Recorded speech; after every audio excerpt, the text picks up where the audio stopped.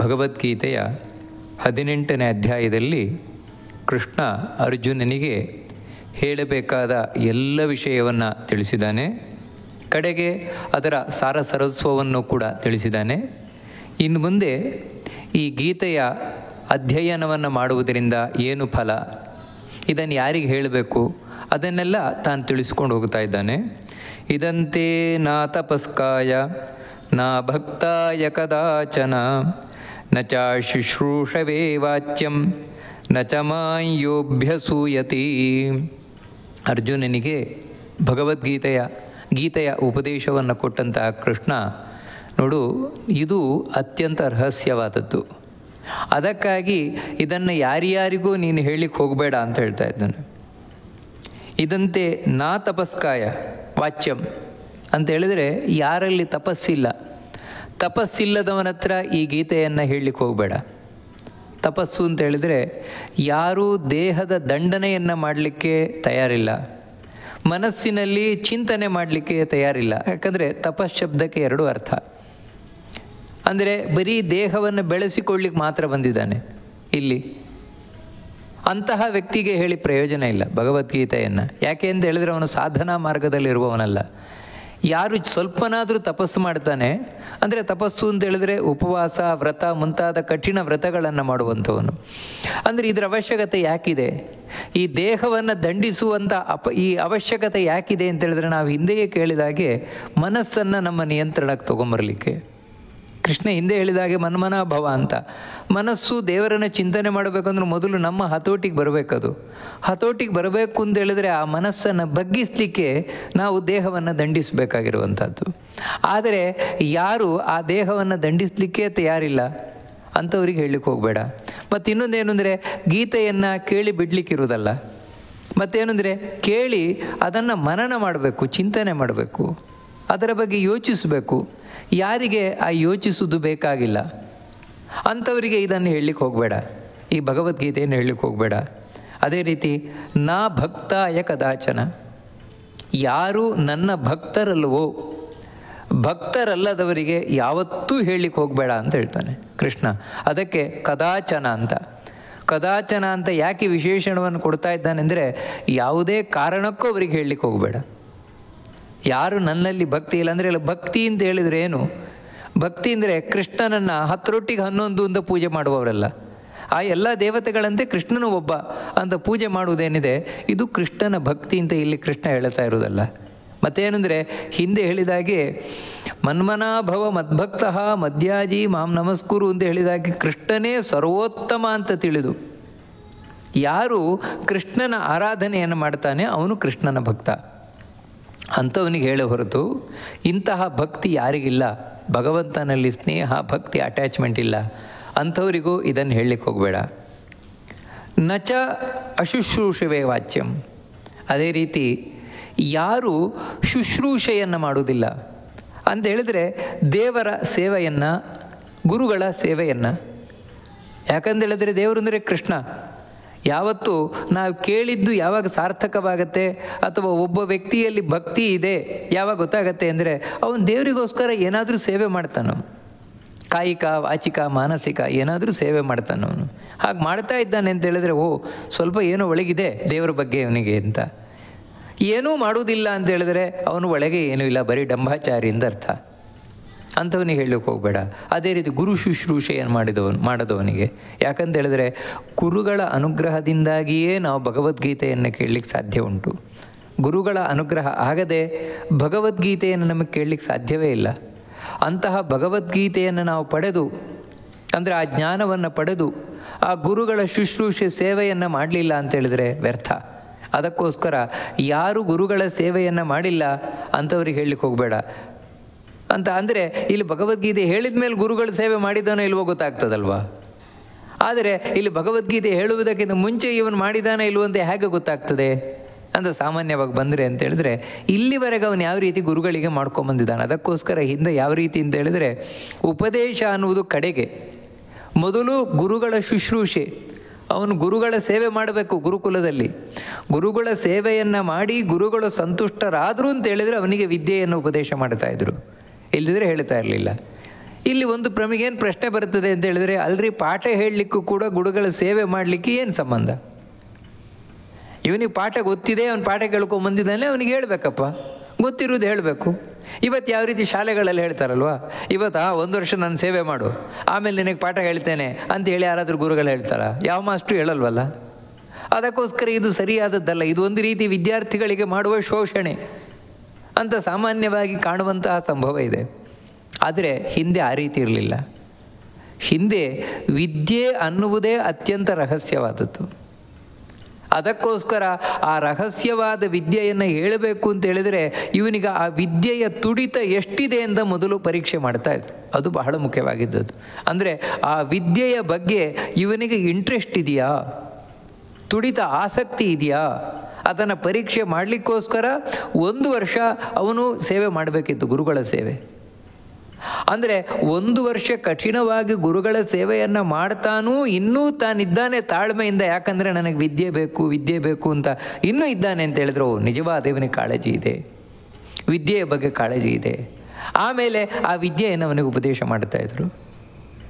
ಅಲ್ಲ, ಅದನ್ನು ಮೊದಲೇ ಪರೀಕ್ಷೆ ಮಾಡಿ ತಿಳ್ಕೊಂಬಿಡ್ಬೋದಲ್ವ.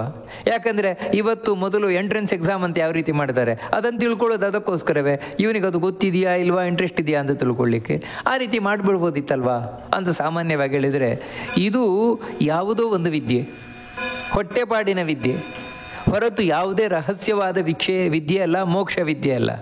ಆದರೆ ಹಿಂದೆ ಗುರುಕುಲದಲ್ಲಿ ಗುರುಗಳು ಮಾಡ್ತಾ ಇದ್ದಂತಹ ಉಪದೇಶ ವಿದ್ಯೆ ಏನಿದೆ, ಅದು ಇವನ ಉದ್ಧಾರಕ್ಕೆ ಕಾರಣ ಆಗುವ ವಿದ್ಯೆ, ಅವನ ವ್ಯಕ್ತಿತ್ವವನ್ನೇ ಬದಲಾಯಿಸಿ ಅವನಲ್ಲಿ ವಿಶೇಷವಾದ ಶಕ್ತಿಯನ್ನು ತಂದುಕೊಡುವ ವಿದ್ಯೆ. ಅದಕ್ಕೋಸ್ಕರ ಅದನ್ನು ಮೇಲುನೋಟಕ್ಕೆ ನೋಡಿ ಪರೀಕ್ಷೆ ಮಾಡಿ ಕೊಡ್ತಾ ಇರಲಿಲ್ಲ. ಮತ್ತು ಅವನನ್ನು ಪರೀಕ್ಷೆ ಮಾಡಿ ಕೊಡೆಗೆ ಕೊಡ್ತಾ ಇದ್ರು. ಆ ಕಾರಣದಿಂದಲೇ ಆ ಕಾಲದಲ್ಲಿ ಗುರುಗಳು ಅವನಿಗೆ ಕೊಟ್ಟ ವಿದ್ಯೆ ಯಾವತ್ತೂ ವ್ಯರ್ಥ ಆಗ್ತಾ ಇರಲಿಲ್ಲ. ಅದು ಅವನಿಗೆ ಸಾರ್ಥಕವಾಗ್ತಾ ಇತ್ತು, ಅಂಥ ವಿದ್ಯೆ ಇದು. ಅದಕ್ಕಾಗಿ ಅಷ್ಟು ಪರೀಕ್ಷೆಗಳ ಅಗತ್ಯ ಇರ್ತಾ ಇತ್ತು. ಯಾರು ಅಂಥ ಗುರುಗಳ ಶುಶ್ರೂಷೆಯನ್ನು ಮಾಡಿಲ್ಲ ಅವನಿಗೆ ಇದನ್ನು ಉಪದೇಶ ಕೊಡಬೇಡ. ಇಲ್ಲಿ ಒಂದೇನು ವಿಶೇಷಣ ಅಂತೇಳಿದರೆ ನಾವು ನೋಡಬೇಕಾದದ್ದು, ಇದಂತೆ ನಾ ತಪಸ್ಕಾಯ ಅಂತ ಕೃಷ್ಣ ಹೇಳಿದ. ತಪಸ್ಸು ಮಾಡದವನಿಗೆ ನೀನು ಕೊಡಬೇಡ ಅಂತ ಹೇಳಿದ. ಆದರೆ ಇಲ್ಲಿ ಹೇಳಬೇಕಾದ್ರೆ ನಚ ಅಶುಶ್ರೂಷುವೆ ಅಂತ ಅಂತ ಒಂದು ಚಕಾರ ಸೇರಿಸ್ತಾ ಇದ್ದಾನೆ ಇಲ್ಲಿ ಕೃಷ್ಣ. ಮೇಲೆ ಹೇಳಿಲ್ಲ, ಇಲ್ಲಿ ನಚ ಅಶುಶ್ರೂಷುವೆ ಅಂತ ಹೇಳ್ತಾ ಇದ್ದಾನೆ. ಶುಶ್ರೂಷೆ ಮಾಡದವನಿಗಂತೂ ಅಂತ ಅದರ ಅರ್ಥ. ಶುಶ್ರೂಷೆ ಮಾಡದವನಿಗಂತೂ ಕೊಡ್ಲಿಕ್ಕೆ ಹೋಗಬೇಡ ಅಂತ. ಅಂದರೆ ಅದರ ಅರ್ಥ ಏನು ಅಂತ ಹೇಳಿದರೆ, ಈ ಚಕಾರವನ್ನು ಹೇಳಿದ್ರಿಂದಾಗಿ ಯಾರು ಹಿಂದೆ ತಪಸ್ಸು ಮಾಡುವುದಿಲ್ವೋ ಅವನಿಗಿಂತಲೂ ಇದು ಹೆಚ್ಚು ದೋಷ ಉಳ್ಳವನಿವನು ಅಂತ ಅದನ್ನು ಚಕಾರದಿಂದ ದೇವರು ತಿಳಿಸ್ತಾ ಇದ್ದಾನೆ. ಅದಕ್ಕೆ ಇವನಿಗೆ ನೀನು ಹೇಳಬೇಡ, ಅವನಿಗಿಂತಲೂ ಹೆಚ್ಚು ದೋಷ ಉಳ್ಳವನಿವನು, ಸೇವೆ ಮಾಡದೇ ಇರುವವನು ಅಂತ. ಅದರೊಟ್ಟಿಗೆ ಇನ್ನೊಂದೇನು ಅಂದರೆ ನಚ ಅಭಕ್ತಾಯ ಕದಾಚನ ಅಂತ ಕೃಷ್ಣ ಹೇಳಿದ್ದು. ಕದಾಚನ ಅಂತ ಯಾಕೆ ಹೇಳಿದ್ದು, ಕೊಡಲೇಬಾರ್ದು ಅಂತ ಹೇಳಿದರೆ ಅದರ ಅರ್ಥ ಏನು ಅಂತ ಹೇಳಿದರೆ, ಒಂದೊಮ್ಮೆ ಒಬ್ಬ ತಪಸ್ಸು ಮಾಡದವನಿದ್ದಾನೆ, ಅವನಲ್ಲೇನು ತಪಸ್ಸು ಇಲ್ಲ ಅಂತದ್ದು. ಆ ಗುರು ಶುಶ್ರೂಷೆಯನ್ನು ಅಷ್ಟು ಮಾಡ್ತಾ ಇಲ್ಲ ಅವನು. ಹಾಗಿದ್ದರೂ ಅವನಲ್ಲಿ ಸ್ವಲ್ಪ ಭಕ್ತಿ ಇದೆ ಅಂತ ತಿಳ್ಕೊ. ಸ್ವಲ್ಪ ಭಕ್ತಿ ಇತ್ತು ಅಂತ ಹೇಳಿದ್ರೆ ಹೇಳು, ತೊಂದರೆ ಇಲ್ಲ ಅವನಿಗೆ ಗೀತೆಯನ್ನು ಅಂತ. ಆದರೆ ಒಬ್ಬನಲ್ಲಿ ತಪಸ್ಸಿದೆ, ಅದೇ ರೀತಿ ಗುರು ಶುಶ್ರೂಷೆಯನ್ನು ಮಾಡ್ತಾ ಇದ್ದಾನೆ ಅವನು, ಆದರೆ ಭಕ್ತಿ ಒಂದಿಲ್ಲ ದೇವರಲ್ಲಿ. ಅವನಿಗಂತೂ ಕದಾಚನ ಅಂತ, ಅವನಿಗೆ ಹೇಳಲೇಬೇಡ ಅಂತ. ಅದಕ್ಕೋಸ್ಕರ ಇಲ್ಲಿ ಸಂಪೂರ್ಣ ನಿಷೇಧ. ಯಾರಿಗೆ ಅಂತ ಹೇಳಿದ್ರೆ ಭಕ್ತಿ ಇಲ್ಲದೆ ಇರುವವನಿಗೆ.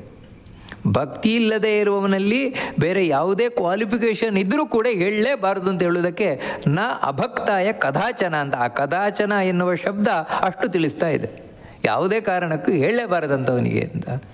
ಅದೇ ಒಂದೊಮ್ಮೆ ಭಕ್ತಿ ಇತ್ತು ಅಂತ ಹೇಳಿದರೆ ಇರಲಿ, ಅವನು ತಪಸ್ಸಿಲ್ಲ, ಸ್ವಲ್ಪ ಕಮ್ಮಿ ಇದೆ, ತಪಸ್ಸಿಲ್ಲ ಹೇಳ್ಬೋದು, ತೊಂದರೆ ಇಲ್ಲ. ಭಕ್ತಿ ಇದೆಯಲ್ವಾ ಅಂದರೆ ಭಕ್ತಿಗೆ ಪ್ರಾಧಾನ್ಯತೆ ಹೇಳ್ತಾ ಇರುವಂಥದ್ದು ಇಲ್ಲಿ. ಅದೇ ರೀತಿ ನಚಮಾಯೋಭ್ಯಸೂಯತಿ ಅಂತ ಹೇಳ್ತಾನೆ.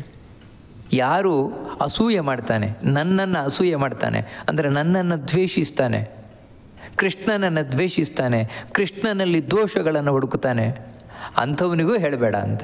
ಇಲ್ಲೂ ಕೂಡ ಚಕಾರ ಹೇಳ್ತಾ ಇದ್ದಾನೆ. ಅಂತ ಹೇಳಿದ್ರೆ ಇದು ಕೂಡ ದೊಡ್ಡ ದೋಷ ಅಂತ, ಇಂಥವನಿಗೆ ಹೇಳಲೇಬಾರ್ದು ಅಂತ. ಅದರಲ್ಲಿಯೂ ಕೂಡ ಇನ್ನೊಂದೇನು ವಿಶೇಷ ಅಂತ ಹೇಳಿದರೆ, ಯಾರಲ್ಲಿ ಭಕ್ತಿ ಇಲ್ವೋ, ಭಕ್ತಿ ಇಲ್ಲದವನಿಗಿಂತಲೂ ಕೂಡ ದ್ವೇಷ ಇರುವವನು ದೊಡ್ಡ ಪಾಪಿ ಅವನು. ಅದಕ್ಕೋಸ್ಕರ ಅವನಿಗಂತೂ ಹೇಳಲೇಬಾರ್ದು ಅಂತ. ಭಕ್ತಿ ಇಲ್ಲದೇ ಇರುವವನಿಗೆ ಹೇಳಲೇಬಾರ್ದು.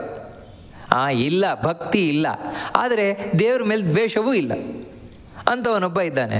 ಅಂಥವನು ಯಾರಿಗೂ ಹೇಳಬೇಕಾದ್ರೆ ಕೇಳ್ತಾ ಇದ್ದಾನೆ, ಕೇಳ್ಕೊಳ್ಳಿ ಆ ಕಡೆ. ಅವನಿಗೋಸ್ಕರ ಅಂತ ನಾವು ಹೇಳಬಾರ್ದು, ಆದರೆ ಯಾರಿಗೂ ಹೇಳ್ತಾ ಇರ್ಬೇಕಾದ್ರೆ ಕೇಳ್ತಾ ಇದ್ದಾನೆ, ಕೇಳ್ಕೊಳ್ಳಿ ಆ ಕಡೆ ಅಂತ. ಹಾಗಾದರೂ ಸ್ವಲ್ಪ ಬಿಡಬಹುದೇ ಹೊರತು, ಯಾರು ಕೃಷ್ಣನನ್ನು ದ್ವೇಷ ಮಾಡ್ತಾ ಇದ್ದಾನೆ ಅದಕ್ಕೆ ಬೆಳಗಾತ ಎದ್ದು ಕೃಷ್ಣನನ್ನು ಬೈತಾನೆ ಕೂತ್ಕೊಳ್ಳೋದು. ಕೃಷ್ಣ ಹರಿ ನಾರಾಯಣ ಅಂತ ಹೇಳಿದ್ರೆ ಆಗುವುದೇ ಇಲ್ಲ, ಆ ಶಬ್ದವೇ ಆಗುವುದಿಲ್ಲ ಅವನಿಗೆ. ಆ ರೀತಿ ದ್ವೇಷ ಮಾಡ್ತಾ ಇದ್ದಾನೆ, ಅವರ ಬಗ್ಗೆ ದೋಷಾರೋಪವನ್ನು ಮಾಡ್ತಾ ಇದ್ದಾನೆ. ಅಂಥ ವ್ಯಕ್ತಿ ಕೇಳಲಿಕ್ಕೂ ಬಿಡಬಾರ್ದು ಇದನ್ನು, ಭಗವದ್ಗೀತೆಯನ್ನು. ಅಂದರೆ ಅವನಿಗೆ ಹೇಳಲಿಕ್ಕೇ ಇಲ್ಲ ಇದನ್ನು ಅಂತ ಕೃಷ್ಣ ಹೇಳ್ತಾ ಇದ್ದಾನೆ. ಇಲ್ಲಿ ಒಂದು ಏನು ಪ್ರಶ್ನೆ ಬರ್ತದೆ ಅಂತ ಹೇಳಿದ್ರೆ, ಹೌದು ಕೃಷ್ಣ ಇವಾಗ ಇಷ್ಟೆಲ್ಲ ಇಲ್ಲಿ ಹೇಳ್ತಾ ಇದ್ದಾನೆ, ಇಂಥವರಿಗೆ ಹೇಳಬಾರದು ಅಂತ. ಆದರೆ ಇವಾಗ ನೀವು ಈ ಭಗವದ್ಗೀತೆಯನ್ನು ಹೇಳ್ತಾ ಇದ್ದೀರಿ, ಯೂಟ್ಯೂಬಲ್ಲೇ ಹೇಳ್ತಾ ಇದ್ದೀರಿ. ಯೂಟ್ಯೂಬಲ್ಲಿ ಹೇಳ್ತಾ ಇರಬೇಕಾದ್ರೆ ಇದನ್ನು ಇಂಥವ್ರು ಕೇಳಬಾರ್ದು, ಇಂಥವ್ರು ಕೇಳಬೇಕು ಅಂತ ಯಾವುದೇ ರಿಸ್ಟ್ರಿಕ್ಷನ್ ಹಾಕಿ ಹೇಳ್ತಾ ಇದ್ದೀರಾ? ಅಥವಾ ಎಲ್ರಿಗೂ ಒಟ್ಟಿಗೆ ಹೇಳ್ತಾ ಇರೋದಾ? ನೀವೆಲ್ರಿಗೂ ಒಟ್ಟಿಗೆ ಹೇಳ್ತಾ ಇರೋದು. ಇಲ್ಲಿ ಭಕ್ತಿ ಇಲ್ಲದೇ ಇರುವವರು ಕೇಳ್ತಾರೆ, ತಪಸ್ಸು ಇಲ್ಲದೆ ಇರುವವರು ಕೇಳ್ತಾರೆ, ಗುರು ಶುಶ್ರೂಷೆ ಮಾಡದೇ ಇರುವವರು ಕೇಳ್ತಾರೆ, ಕೃಷ್ಣನನ್ನು ದ್ವೇಷಿಸುವವರು ಕೇಳ್ತಾರೆ. ಹಾಗಿದ್ರೆ ಕೃಷ್ಣನ ಆದೇಶಕ್ಕೆ ನೀವು ವಿರುದ್ಧವಾಗಿ ವರ್ತಿಸ್ತಾ ಇದ್ದೀರಲ್ವ? ಸಾಮಾನ್ಯವಾಗಿ ಈ ಪ್ರಶ್ನೆ ಬರಲಿಕ್ಕೆ ಸಾಧ್ಯತೆ ಉಂಟೇ ಉಂಟು. ಭಗವದ್ಭಕ್ತರಲ್ಲದವರಿಗೆ ಭಗವದ್ಗೀತೆಯನ್ನು ಹೇಳುವುದು ಈ ಉಪನ್ಯಾಸದ ಉದ್ದೇಶ ಅಲ್ಲ. ಮತ್ತೇನೆಂದರೆ, ಯಾರು ಭಗವದ್ಭಕ್ತರಿದ್ದಾರೆ ಅವರಿಗೇ ಈ ಭಗವದ್ಗೀತೆ ಸಿಗಬೇಕು ಅನ್ನುವ ಉದ್ದೇಶದಿಂದಲೇ ಇಷ್ಟು ದೀರ್ಘವಾಗಿ ಪ್ರತಿಯೊಂದು ಶ್ಲೋಕವೂ ಭಗವದ್ಗೀತೆಯನ್ನು ಅರ್ಥ ಸಮೇತ ತಿಳಿಸ್ತಾ ಇರುವಂಥದ್ದು. ಯಾರು ತಪಸ್ಸಿಲ್ಲ ಅಂಥವರು ಅಂತೇಳಿದರೆ, ಕಠಿಣವಾದ ನಿಲುವಿಲ್ಲ ಅಂಥವರು 18ನೇ ಅಧ್ಯಾಯದವರೆಗೆ ಖಂಡಿತವಾಗಿ ಕೇಳುವುದೇ ಇಲ್ಲ. ಮತ್ತೇನೆಂದರೆ, ಮೊದಲು ಸ್ವಲ್ಪ ಭಗವದ್ಗೀತೆ ಕೇಳಿಯಾರು ಮತ್ತೆ ಬಿಟ್ಟು ಬಿಡ್ತಾರೆ ಅವರು. ಅದೇ ರೀತಿ ಯಾರಿಗೆ ಭಗವಂತನಲ್ಲಿ ಭಕ್ತಿ ಇಲ್ಲ, ಕೃಷ್ಣನಲ್ಲಿ ಸರ್ವೋತ್ತಮವಾದ ಭಕ್ತಿ ಇಲ್ಲ ಅಂಥವರು ಕೂಡ 18ನೇ ಅಧ್ಯಾಯದವರೆಗೆ ಇದನ್ನು ಕೇಳ್ಕೊಂಡು ಬರುವುದಿಲ್ಲ, ಅದಂತೂ ಖಾತ್ರಿ. ಕಾರಣ ಏನು ಅಂತೇಳಿದರೆ, ಭಕ್ತಿ ಇಲ್ಲದೇ ಇರುವವರು ಮತ್ತೆ ಯಾಕೆ ಕೇಳ್ತಾರೆ ಅಂತೇಳಿದರೆ, ಅವರಿಗೆ ಬೇಕಾದ ವಿಚಾರಗಳು ಏನಾದರೂ ಇದೆಯಾ ಅಂತ. ಅಂದರೆ ಅವರು ಭಗವದ್ಗೀತೆಯಲ್ಲಿ ನಿಜವಾದ ಭಗವದ್ಗೀತೆಯ ಅರ್ಥವನ್ನು ಹುಡುಕುವವರಲ್ಲ, ಮತ್ತು ತಮಗೆ ಬೇಕಾದ ವಿಚಾರಗಳು ಏನಾದರೂ ಇದೆಯಾ ಅಂತ. ಅಂಥ ವಿಚಾರಗಳಿಲ್ಲೇನು ಸಿಗಲಿಲ್ಲ ಅಂತ ಹೇಳಿದಾಗ ಅವರು ಮಧ್ಯದಲ್ಲೇ ಕೈ ಬಿಡುವುದು ಸ್ಪಷ್ಟ ಈ ಭಗವದ್ಗೀತೆ ಉಪನ್ಯಾಸವನ್ನು. ಅದಕ್ಕಾಗಿಯೇ ಅಂಥವರಿಗೆ, ಯಾರು ಭಗವದ್ಭಕ್ತರಲ್ಲದವರು ಅವರಿಗೆ ಸಿಗಬೇಕಾದ ಯಾವ ವಿಚಾರಗಳನ್ನು ಇಲ್ಲಿ ಹೇಳಿಲ್ಲ. ಯಾವುದಂದರೆ, ಮನೋರಂಜನೆಗೆ ಬೇಕಾದ ವಿಷಯ ಇರಬಹುದು, ಅಥವಾ ಹಾಸ್ಯಕ್ಕೆ ಬೇಕಾದ ವಿಷಯ ಇರಬಹುದು, ಅಥವಾ ಲೋಕಕ್ಕೆ ಸಂಬಂಧಪಟ್ಟ ವಿಚಾರ ಇರಬಹುದು. ಇದು ಯಾವುದನ್ನೂ ಹೇಳದೆ ಕೇವಲ ದೇವರ ವಿಚಾರ ಮಾತ್ರ ಇಲ್ಲಿ ಹೇಳ್ಕೊಂಡು ಹೋಗಿದೆ. ಇದು ಯಾರಿಗೆ ಅಂದರೆ, ಭಗವದ್ಭಕ್ತರಿಗೆ ಮಾತ್ರ ಇಷ್ಟ ಆಗತ್ತೆ. ಅದು ಕೃಷ್ಣ ಸರ್ವೋತ್ತಮ ಅಂತಲೇ ಹೇಳ್ಕೊಂಡು ಹೋಗಿದೆ. ಯಾರಿಗೆ ಕೃಷ್ಣ ಸರ್ವೋತ್ತಮ ಅಂತ ಹೇಳಿದ್ದು ಖುಷಿ ಆಗತ್ತೋ ಅಂಥವರು ಮಾತ್ರ 18ನೇ ಅಧ್ಯಾಯದವರೆಗೆ ತಾವು ಹಿಂಬಾಲಿಸ್ಕೊಂಡು ಬರ್ತಾರೆ, ಅನುಸರಿಸ್ಕೊಂಡು ಬರ್ತಾರೆ ಈ ಭಗವದ್ಗೀತೆ ಉಪನ್ಯಾಸವನ್ನು. ಅದಕ್ಕಾಗಿ ಇದು ಭಗವದ್ಭಕ್ತರಿಗೇ ಸಿಗ್ತದೆ. ಇನ್ನು ಯಾರು ಭಗವಂತನನ್ನು ದ್ವೇಷಿಸ್ತಾರೋ ಅವರಿಗಂತೂ ಈ ಭಗವದ್ಗೀತೆಯ ಉಪನ್ಯಾಸ ಇಷ್ಟ ಆಗುವುದೇ ಇಲ್ಲ ಸುತರಾಮ್, ಅದಂತೂ ಖಾತ್ರಿ. ಯಾಕಂತ ಹೇಳಿದರೆ ಅವರಿಗೆ ಬೇಕಾದ ವಿಚಾರಗಳಿಲ್ಲವೇ ಇಲ್ಲ. ಅದಕ್ಕಾಗಿ ಅವರು ಈ ಭಗವದ್ಗೀತೆ ಉಪನ್ಯಾಸವನ್ನು ದ್ವೇಷ ಮಾಡೇ ಮಾಡ್ತಾರೆ ಅವರು. ಆದ್ದರಿಂದಾಗಿ ನಾವು ಭಗವದ್ಭಕ್ತರಿಗೆ ಈ ಉಪನ್ಯಾಸವನ್ನು ಕೊಡಬೇಕು ಎನ್ನುವ ಉದ್ದೇಶದಿಂದ ಏನು ಮಾಡ್ತಾ ಇದ್ದೇವೆ ಅದು ಸಾರ್ಥಕವಾಗ್ತದೆ ಅಂತಲೇ ತಿಳ್ಕೊಂಡು, ಮತ್ತು ಇನ್ನೊಂದೇನು ಅಂತ ಹೇಳಿದರೆ, ಇಷ್ಟೇ ಭಗವದ್ಗೀತೆಯ ಅರ್ಥ ಅಲ್ಲ. ಯಾವತ್ತೂ ಭಗವದ್ಗೀತೆಯನ್ನು ಇಂಥವ್ರಿಗೆ ಹೇಳಬಾರ್ದು ಅಂತ ಕೃಷ್ಣ ಹೇಳಿದ್ದು ಯಾರಿಗೆ ಅಂತ ಹೇಳಿದರೆ, ಆಳವಾಗಿ ಈ ಅರ್ಥವನ್ನು ಹೇಳಬಾರ್ದು. ಯಾರಿಗೆ? ಭಗವದ್ಭಕ್ತರಲ್ಲದವರಿಗೆ, ಯಾರು ದ್ವೇಷಿಗಳಿದ್ದಾರೆ ಅಂಥವರಿಗೆ ಆಳವಾಗಿ ನಾವು ಒಳಗಿನ ಎಲ್ಲ ಮರ್ಮವನ್ನು, ಅರ್ಥವನ್ನು ತೆರೆದು ಹೇಳಬಾರ್ದು ಅಂತ. ಹೌದು, ಇಲ್ಲ ಹಾಗೆ ಮಾಡಲಾಗಿದೆ. ಇಲ್ಲಿ ಭಗವದ್ಗೀತೆಯ ಮೇಲುನೋಟದ ಅರ್ಥವನ್ನು ಅಂತ ಹೇಳಿದರೆ ಸರಳವಾದ ಅರ್ಥವನ್ನು ಮಾತ್ರ ಹೇಳಲಾಗಿದೆ ಹೊರತು ಒಳಹೊಕ್ಕು ವಿಮರ್ಶೆಯನ್ನು ಮಾಡಿ ಹೇಳ್ಕೊಂಡು ಹೋಗಿಲ್ಲ. ಯಾಕೆ ಅಂತ ಹೇಳಿದರೆ, ಇದು ಪ್ರಾಥಮಿಕವಾದ ಹಂತದಲ್ಲಿ ಯಾರಿದ್ದಾರೆ ಅಂದರೆ ಭಗವದ್ಗೀತೆ ಅಂದರೆ ಏನೂ ಗೊತ್ತೇ ಇಲ್ಲ ಅಂಥವರು ಮೊದಲು ಭಗವದ್ಗೀತೆಯನ್ನು ಅರ್ಥ ಮಾಡಿಕೊಳ್ಳಿ. ಯಾವ ರೀತಿ ಪ್ರೈಮರಿ ಪ್ರೈಮರಿ ಸ್ಟೂಡೆಂಟ್ಸ್ ಇದ್ದಾಗೆ. ಅವರಿಗೆ ಒಂದು ಬಾರಿ ಭಗವದ್ಗೀತೆಯ ಪ್ರಾಥಮಿಕವಾದ ಅರ್ಥ ಗೊತ್ತಾಯಿತು ಅಂತ ಹೇಳಿದರೆ ಆಮೇಲೆ ಅವರು ಆಳವಾಗಿ ಅಧ್ಯಯನಕ್ಕೆ ತೊಡಗುತ್ತಾರೆ ಅನ್ನುವ ಉದ್ದೇಶದಿಂದಾಗಿ ಇದು ಪ್ರಾಥಮಿಕವಾದ ಹಂತದಲ್ಲಿ ಹೇಳಿರುವಂಥದ್ದು. ಅದಕ್ಕಾಗಿ ಯಾರು ಭಗವದ್ಭಕ್ತರಿದ್ದಾರೆ ಅವರು ಇಷ್ಟಕ್ಕೆ ಕೈ ಬಿಡುವುದಿಲ್ಲ. ಮತ್ತೇನಂತ ಹೇಳಿದರೆ ಅವರು ಇನ್ನೂ ಹೆಚ್ಚು ಭಗವದ್ಗೀತೆ ಅಧ್ಯಯನವನ್ನು ಮಾಡೇ ಮಾಡ್ತಾರೆ. ಆ ಕಾರಣದಿಂದಾಗಿ ಇಂತಹ ಈ ಭಗವದ್ಗೀತೆಯ ಉಪನ್ಯಾಸವನ್ನು ಯೂಟ್ಯೂಬಿನಲ್ಲಿ ಸ್ಪಷ್ಟವಾಗಿ ನೇರವಾಗಿ ಹೇಳ್ತಾ ಇರುವುದು ತಪ್ಪೇನಲ್ಲ. ಇದೊಂದು ಆಶ್ಚರ್ಯ. ಕಲಿಯುಗದಲ್ಲಿ ಒಳ್ಳೆಯ ವಿಚಾರ ಯಾವತ್ತೂ ಕೂಡ ಒಳ್ಳೆಯವರಿಗೆ ಮಾತ್ರ ಸಿಗ್ತದೆ ಹೊರತು ಕೆಟ್ಟವರ ಆ ಕಡೆ ತಿರುಗಿಯೂ ನೋಡಲ್ಲ. ಇದು ಹೇಗೆ ಅಂತ ಹೇಳಿದ್ರೆ, ಒಂದು ಭಗವದ್ಗೀತೆ ಅರ್ಥ ಸಮೇತವಾಗಿ ನೀವು ರಸ್ತೆಯ ಮಧ್ಯದಲ್ಲಿಡಿ. ರಸ್ತೆಯ ಮಧ್ಯದಲ್ಲಿಟ್ಟರೆ ಸಾವಿರಾರು ಜನ ಅದೇ ರಸ್ತೆಯಲ್ಲಿ ಹಾದು ಹೋದರೂ ಕೂಡ ಆ ಪುಸ್ತಕದ ಕಡೆ ಗಮನ ಹರಿಸುವವರು ಎಷ್ಟು? ಗಮನವೇ ಹರಿಸುವುದಿಲ್ಲ. ಇನ್ನು ಕೆಲವರು ಗಮನ ಹರಿಸಿದರೂ ಕೂಡ ಬಂದಾರು, ಇದು ಭಗವದ್ಗೀತೆ ಪುಸ್ತಕ ಅಂತ ಅದರ ಮೇಲೊಂದು 5 ರೂಪಾಯಿ ಇಟ್ಟು ಹೋದಾರು, ನಮಸ್ಕಾರ ಮಾಡಿ. ಅದಕ್ಕಿಂತ ಹೆಚ್ಚು ತಲೆ ಕೆಡಿಸ್ಕೊಳ್ಳೋದಿಲ್ಲ. ಮತ್ತು ಯಾರೋ ಸಾವಿರದಲ್ಲಿ ಒಬ್ಬ ಮಂದಿ ಮಾತ್ರ ಆ ಭಗವದ್ಗೀತೆಯನ್ನು ನೋಡಿ, ಇದು ಏನು ಭಗವದ್ಗೀತೆ, ಇದರೊಳಗೆ ಏನಿದೆ ಅಂತ ತಾನು ತೆರೆದು ನೋಡಿ ಅನು. ಉಳಿದವರಲ್ಲ. ಅಂದರೆ ಆ ಸಾವಿರಾರು ಮಂದಿಯಲ್ಲಿ ಯಾರೋ ಒಬ್ಬ ಆಸಕ್ತ ಇದ್ದಾನೆ. ಅವನಲ್ಲಿಯೂ ಕೂಡ ಆ ಭಗವದ್ಗೀತೆಯ ಅರ್ಥವನ್ನು ನೋಡಿ ಅದನ್ನು ಅರ್ಥ ಮಾಡಿಕೊಂಡು ಭಕ್ತಿ ಮಾಡುವವನು ಮತ್ತೆ ಎಷ್ಟೋ ಒಂದು 1000 ಮಂದಿಯಲ್ಲಿ ಒಬ್ಬ. ಅದಕ್ಕಾಗಿ ನಾವು ಯಾವುದೇ ಒಳ್ಳೆ ವಿಚಾರಗಳನ್ನು ಈ ಕಲಿಯುಗದಲ್ಲಿ ನೀವು ಮಾಧ್ಯಮದಲ್ಲಿ, ಸಾಮೂಹಿಕ ಮಾಧ್ಯಮದಲ್ಲಿ ಹಾಕಿದರೂ ಕೂಡ ಒಳ್ಳೆಯವರಿಗೆ ಮಾತ್ರ ಸಿಗ್ತದೆ ಹೊರತು ಕೆಟ್ಟವರದನ್ನು ಗಮನಿಸ್ಲಿಕ್ಕೆ ಹೋಗುವುದೇ ಇಲ್ಲ. ಕೆಟ್ಟವರಿಗೆ ಇಷ್ಟ ಆಗುವುದೇ ಇಲ್ಲ. ಹಾಗಂತ ನೀವು ಒಂದು ಕೆಟ್ಟ ವಿಚಾರವನ್ನು ಹಾಕಿದ್ರಿ ಅಂತ ಹೇಳಿದರೆ ಅದು ಕೂಡಲೇ ಸಾವಿರಾರು ಮಂದಿಗೆ ಸಿಗ್ತದೆ. ಅದು ಈ ಕಲಿಯುಗದ ವೈಶಿಷ್ಟ್ಯ. ಅದಕ್ಕಾಗಿ ಧೈರ್ಯದಿಂದ ನಾವು ಒಳ್ಳೆಯ ವಿಚಾರವನ್ನು ಹೇಳ್ಬೋದಿಲ್ಲ. ಮತ್ತು ಯಾರಿಗೆ ಕೊಡಬೇಕು ಈ ಭಗವದ್ಗೀತೆಯನ್ನು? ನಾವು ಯಾರ ಹತ್ರ ಹೇಳಬೇಕು ಅಂತೇಳಿದರೆ, ಇದಂ ಪರಮಂ ಗುಹ್ಯಂ ಮದ್ಭಕ್ತೇಷ್ವಭಿಧಾಸ್ಯತಿ ಭಕ್ತಿಂ ಮಯಿ ಪರಾಂ ಕೃತ್ವ ಮಾಮೇ ವೇಶ್ಯತ್ಯ ಸಂಶಯಃ. ಯಾವ ವ್ಯಕ್ತಿ ಅಂದರೆ ಯಾರು ಈ ಗೀತೆಯನ್ನು ಅಧ್ಯಯನ ಮಾಡಲಿಕ್ಕೆ, ತಿಳ್ಕೊಳ್ಳಿಕ್ಕೆ ಯೋಗ್ಯನಾಗಿದ್ದಾನೋ ಅಂಥ ಆ ವ್ಯಕ್ತಿ ಇದಂ ಪರಮಂ ಗುಹ್ಯಂ, ಈ ಅತ್ಯಂತ ರಹಸ್ಯವಾದ ಅಥವಾ ಶ್ರೇಷ್ಠವಾದ ಹಾಗೂ ರಹಸ್ಯವಾದ ಈ ಭಗವದ್ಗೀತೆಯನ್ನು ಮದ್ಭಕ್ತೇಷು ಅಭಿಧಾಸ್ಯತಿ, ನನ್ನ ಭಕ್ತರಲ್ಲಿ ಇಡ್ತಾನೆ, ನನ್ನ ಭಕ್ತರಿಗೆ ಕೊಡ್ತಾನೆ, ಉಪದೇಶ ಮಾಡ್ತಾನೆ. ಅದು ಬಹಳ ಮುಖ್ಯ. ಅಂದರೆ ದೇವರು ಈ ಭಗವದ್ಗೀತೆಯನ್ನು ನೀನು ಅಧ್ಯಯನ ಮಾಡಿ ಯಾರು ಭಗವದ್ಭಕ್ತರಿದ್ದಾರೆ ಅವ್ರಿಗೆ ಕೊಡು, ಹುಡುಕಿ ಅವ್ರಿಗೆ ಕೊಡು ಈ ಭಗವದ್ಗೀತೆಯನ್ನು. ಅದರಿಂದ ಏನಾಗುತ್ತೆ? ನಿನಗೇನು ಲಾಭ? ಭಗವದ್ಗೀತೆಯನ್ನು ಭಗವದ್ಭಕ್ತರಿಗೆ, ಕೃಷ್ಣನ ಭಕ್ತರಿಗೆ ಕೊಡುವುದರಿಂದ ಏನು ಲಾಭ ಅಂತ ಹೇಳಿದ್ರೆ, ಭಕ್ತಿಮಯಿ ಪರಾಂ ಕೃತ್ವ, ಆ ವ್ಯಕ್ತಿ ಯಾರು ಈ ರೀತಿ ಭಗವದ್ಭಕ್ತರಿಗೆ ಭಗವದ್ಗೀತೆಯನ್ನು ಉಪದೇಶ ಮಾಡ್ತಾನೆ ಅವನು ಖಂಡಿತವಾಗಿಯೂ ಕೂಡ ನನ್ನಲ್ಲಿ ಮಯಿ ಪರಾಂ ಭಕ್ತಿಂ ಕೃತ್ವ, ಇನ್ನಿಲ್ಲದ ಭಕ್ತಿಯನ್ನು ಮಾಡ್ತಾನೆ, ಅವನು ತುಂಬ ಭಕ್ತಿಯನ್ನು ಮಾಡ್ತಾನೆ ಅಂತ. ಇದು ಸಹಜವೇ. ಯಾವತ್ತೂ ಭಗವದ್ಭಕ್ತರ ಮುಂದೆ ಭಗವದ್ಗೀತೆಯನ್ನು ಹೇಳುವುದೇ ಒಂದು ಆನಂದ. ಕಾರಣ ಏನು ಅಂತ ಹೇಳಿದ್ರೆ, ಅದರಿಂದಾಗಿ ನಮ್ಮಲ್ಲಿ ಭಕ್ತಿ ಹೆಚ್ಚಾಗುತ್ತೆ, ಹೇಳುವವರಲ್ಲಿ ಭಕ್ತಿ ಹೆಚ್ಚಾಗುತ್ತೆ. ಕಾರಣ ಏನು ಅಂತ ಹೇಳಿದ್ರೆ, ಭಗವದ್ಭಕ್ತರಿಗೂ ಉಳಿದವರಿಗೂ ವ್ಯತ್ಯಾಸ ಏನು ಅಂತ ಹೇಳಿದ್ರೆ, ಭಗವದ್ಭಕ್ತರು ಯಾವುದೊಂದನ್ನು ಕೂಡ ಸುಮ್ಮನೆ ಕೇಳಲ್ಲ, ಮತ್ತು ಕೇಳ್ತಾ ಅವರು ಆನಂದಿಸ್ತಾರೆ, ಅದನ್ನು ಅನುಭವಿಸ್ತಾರೆ ಅವರು ಒಂದನೇದಾಗಿ. ಮತ್ತಿನ್ನೊಂದೇನು ಅಂತ ಹೇಳಿದ್ರೆ, ಅವರು ಆ ವಿಷಯವನ್ನು ಕೇಳಿ ಹಾಗೆ ಕೂತ್ಕೊಳ್ಳಲ್ಲ, ಮತ್ತೆ ಅದನ್ನು ಮನನ ಮಾಡಿ ಅದರಲ್ಲಿ ಬರುವ ಸಂಶಯಗಳನ್ನು ಮತ್ತೆ ತಾವು ಪರಿಹಾರ ಮಾಡಿಕೊಳ್ತಾರೆ, ಮತ್ತೆ ಮತ್ತೆ ಮತ್ತೆ ತಾವು ಮನನ ಮಾಡ್ತಾರೆ. ಆ ರೀತಿ ಆ ಸಂಶಯಗಳಿಂದಾಗಿ ಇವನಿಗೆ ಇನ್ನೂ ಹೆಚ್ಚು ಚಿಂತನೆ ಮಾಡಲಿಕ್ಕೆ, ಯಾರು ಹೇಳ್ತಾನೆ ಭಗವದ್ಗೀತೆಯನ್ನು ಅವನಿಗೆ ಇನ್ನೂ ಹೆಚ್ಚು ಚಿಂತನೆಗೆ ಸಾಧ್ಯವಾಗತ್ತೆ. ಅದರಿಂದಾಗಿ ಭಗವಂತನಲ್ಲಿ ಇನ್ನೂ ಅವನಿಗೆ ಹೆಚ್ಚು ಭಕ್ತಿ ಬರಲಿಕ್ಕೆ ಸಾಧ್ಯವಾಗುತ್ತೆ. ಅಂದರೆ ಇದೊಂದು ಸಹಜವಾದ ಕ್ರಿಯೆ.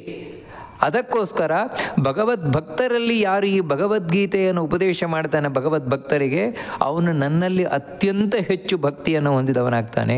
ಎಷ್ಟು ಭಕ್ತಿ ಅಂದರೆ ದೇವರನ್ನು ಕಾಣುವಷ್ಟರ ಮಟ್ಟಿಗೆ ಅಷ್ಟು ಭಕ್ತಿಯನ್ನು ಹೊಂದಿ ಕಡೆಗೆ ಮಾಮೇವ ಏಷ್ಯತಿ ನ ಅಸಂಶಯ, ಸಂಶಯವೇ ಬೇಡ ನಿನಗೆ, ನನ್ನನ್ನೇ ಬಂದು ಸೇರ್ತಾನೆ ಕಡೆಗೆ ಅಂತ ಹೇಳಿದರೆ, ಇಲ್ಲೇನೆಂದರೆ ಜೀವನದಲ್ಲಿ ಯಾವಾಗಲೂ ಒಂದು ಸಲಿ ಅಲ್ಲ, ಮತ್ತು ನಿರಂತರ ಜೀವನದುದ್ದಕ್ಕೂ ಕೂಡ ಈ ರೀತಿ ಭಗವದ್ಭಕ್ತರಿಗೆ ಭಗವದ್ಗೀತೆಯನ್ನು ತಾನು ಹೇಳ್ತಾ ಇರುವಂಥದ್ದು.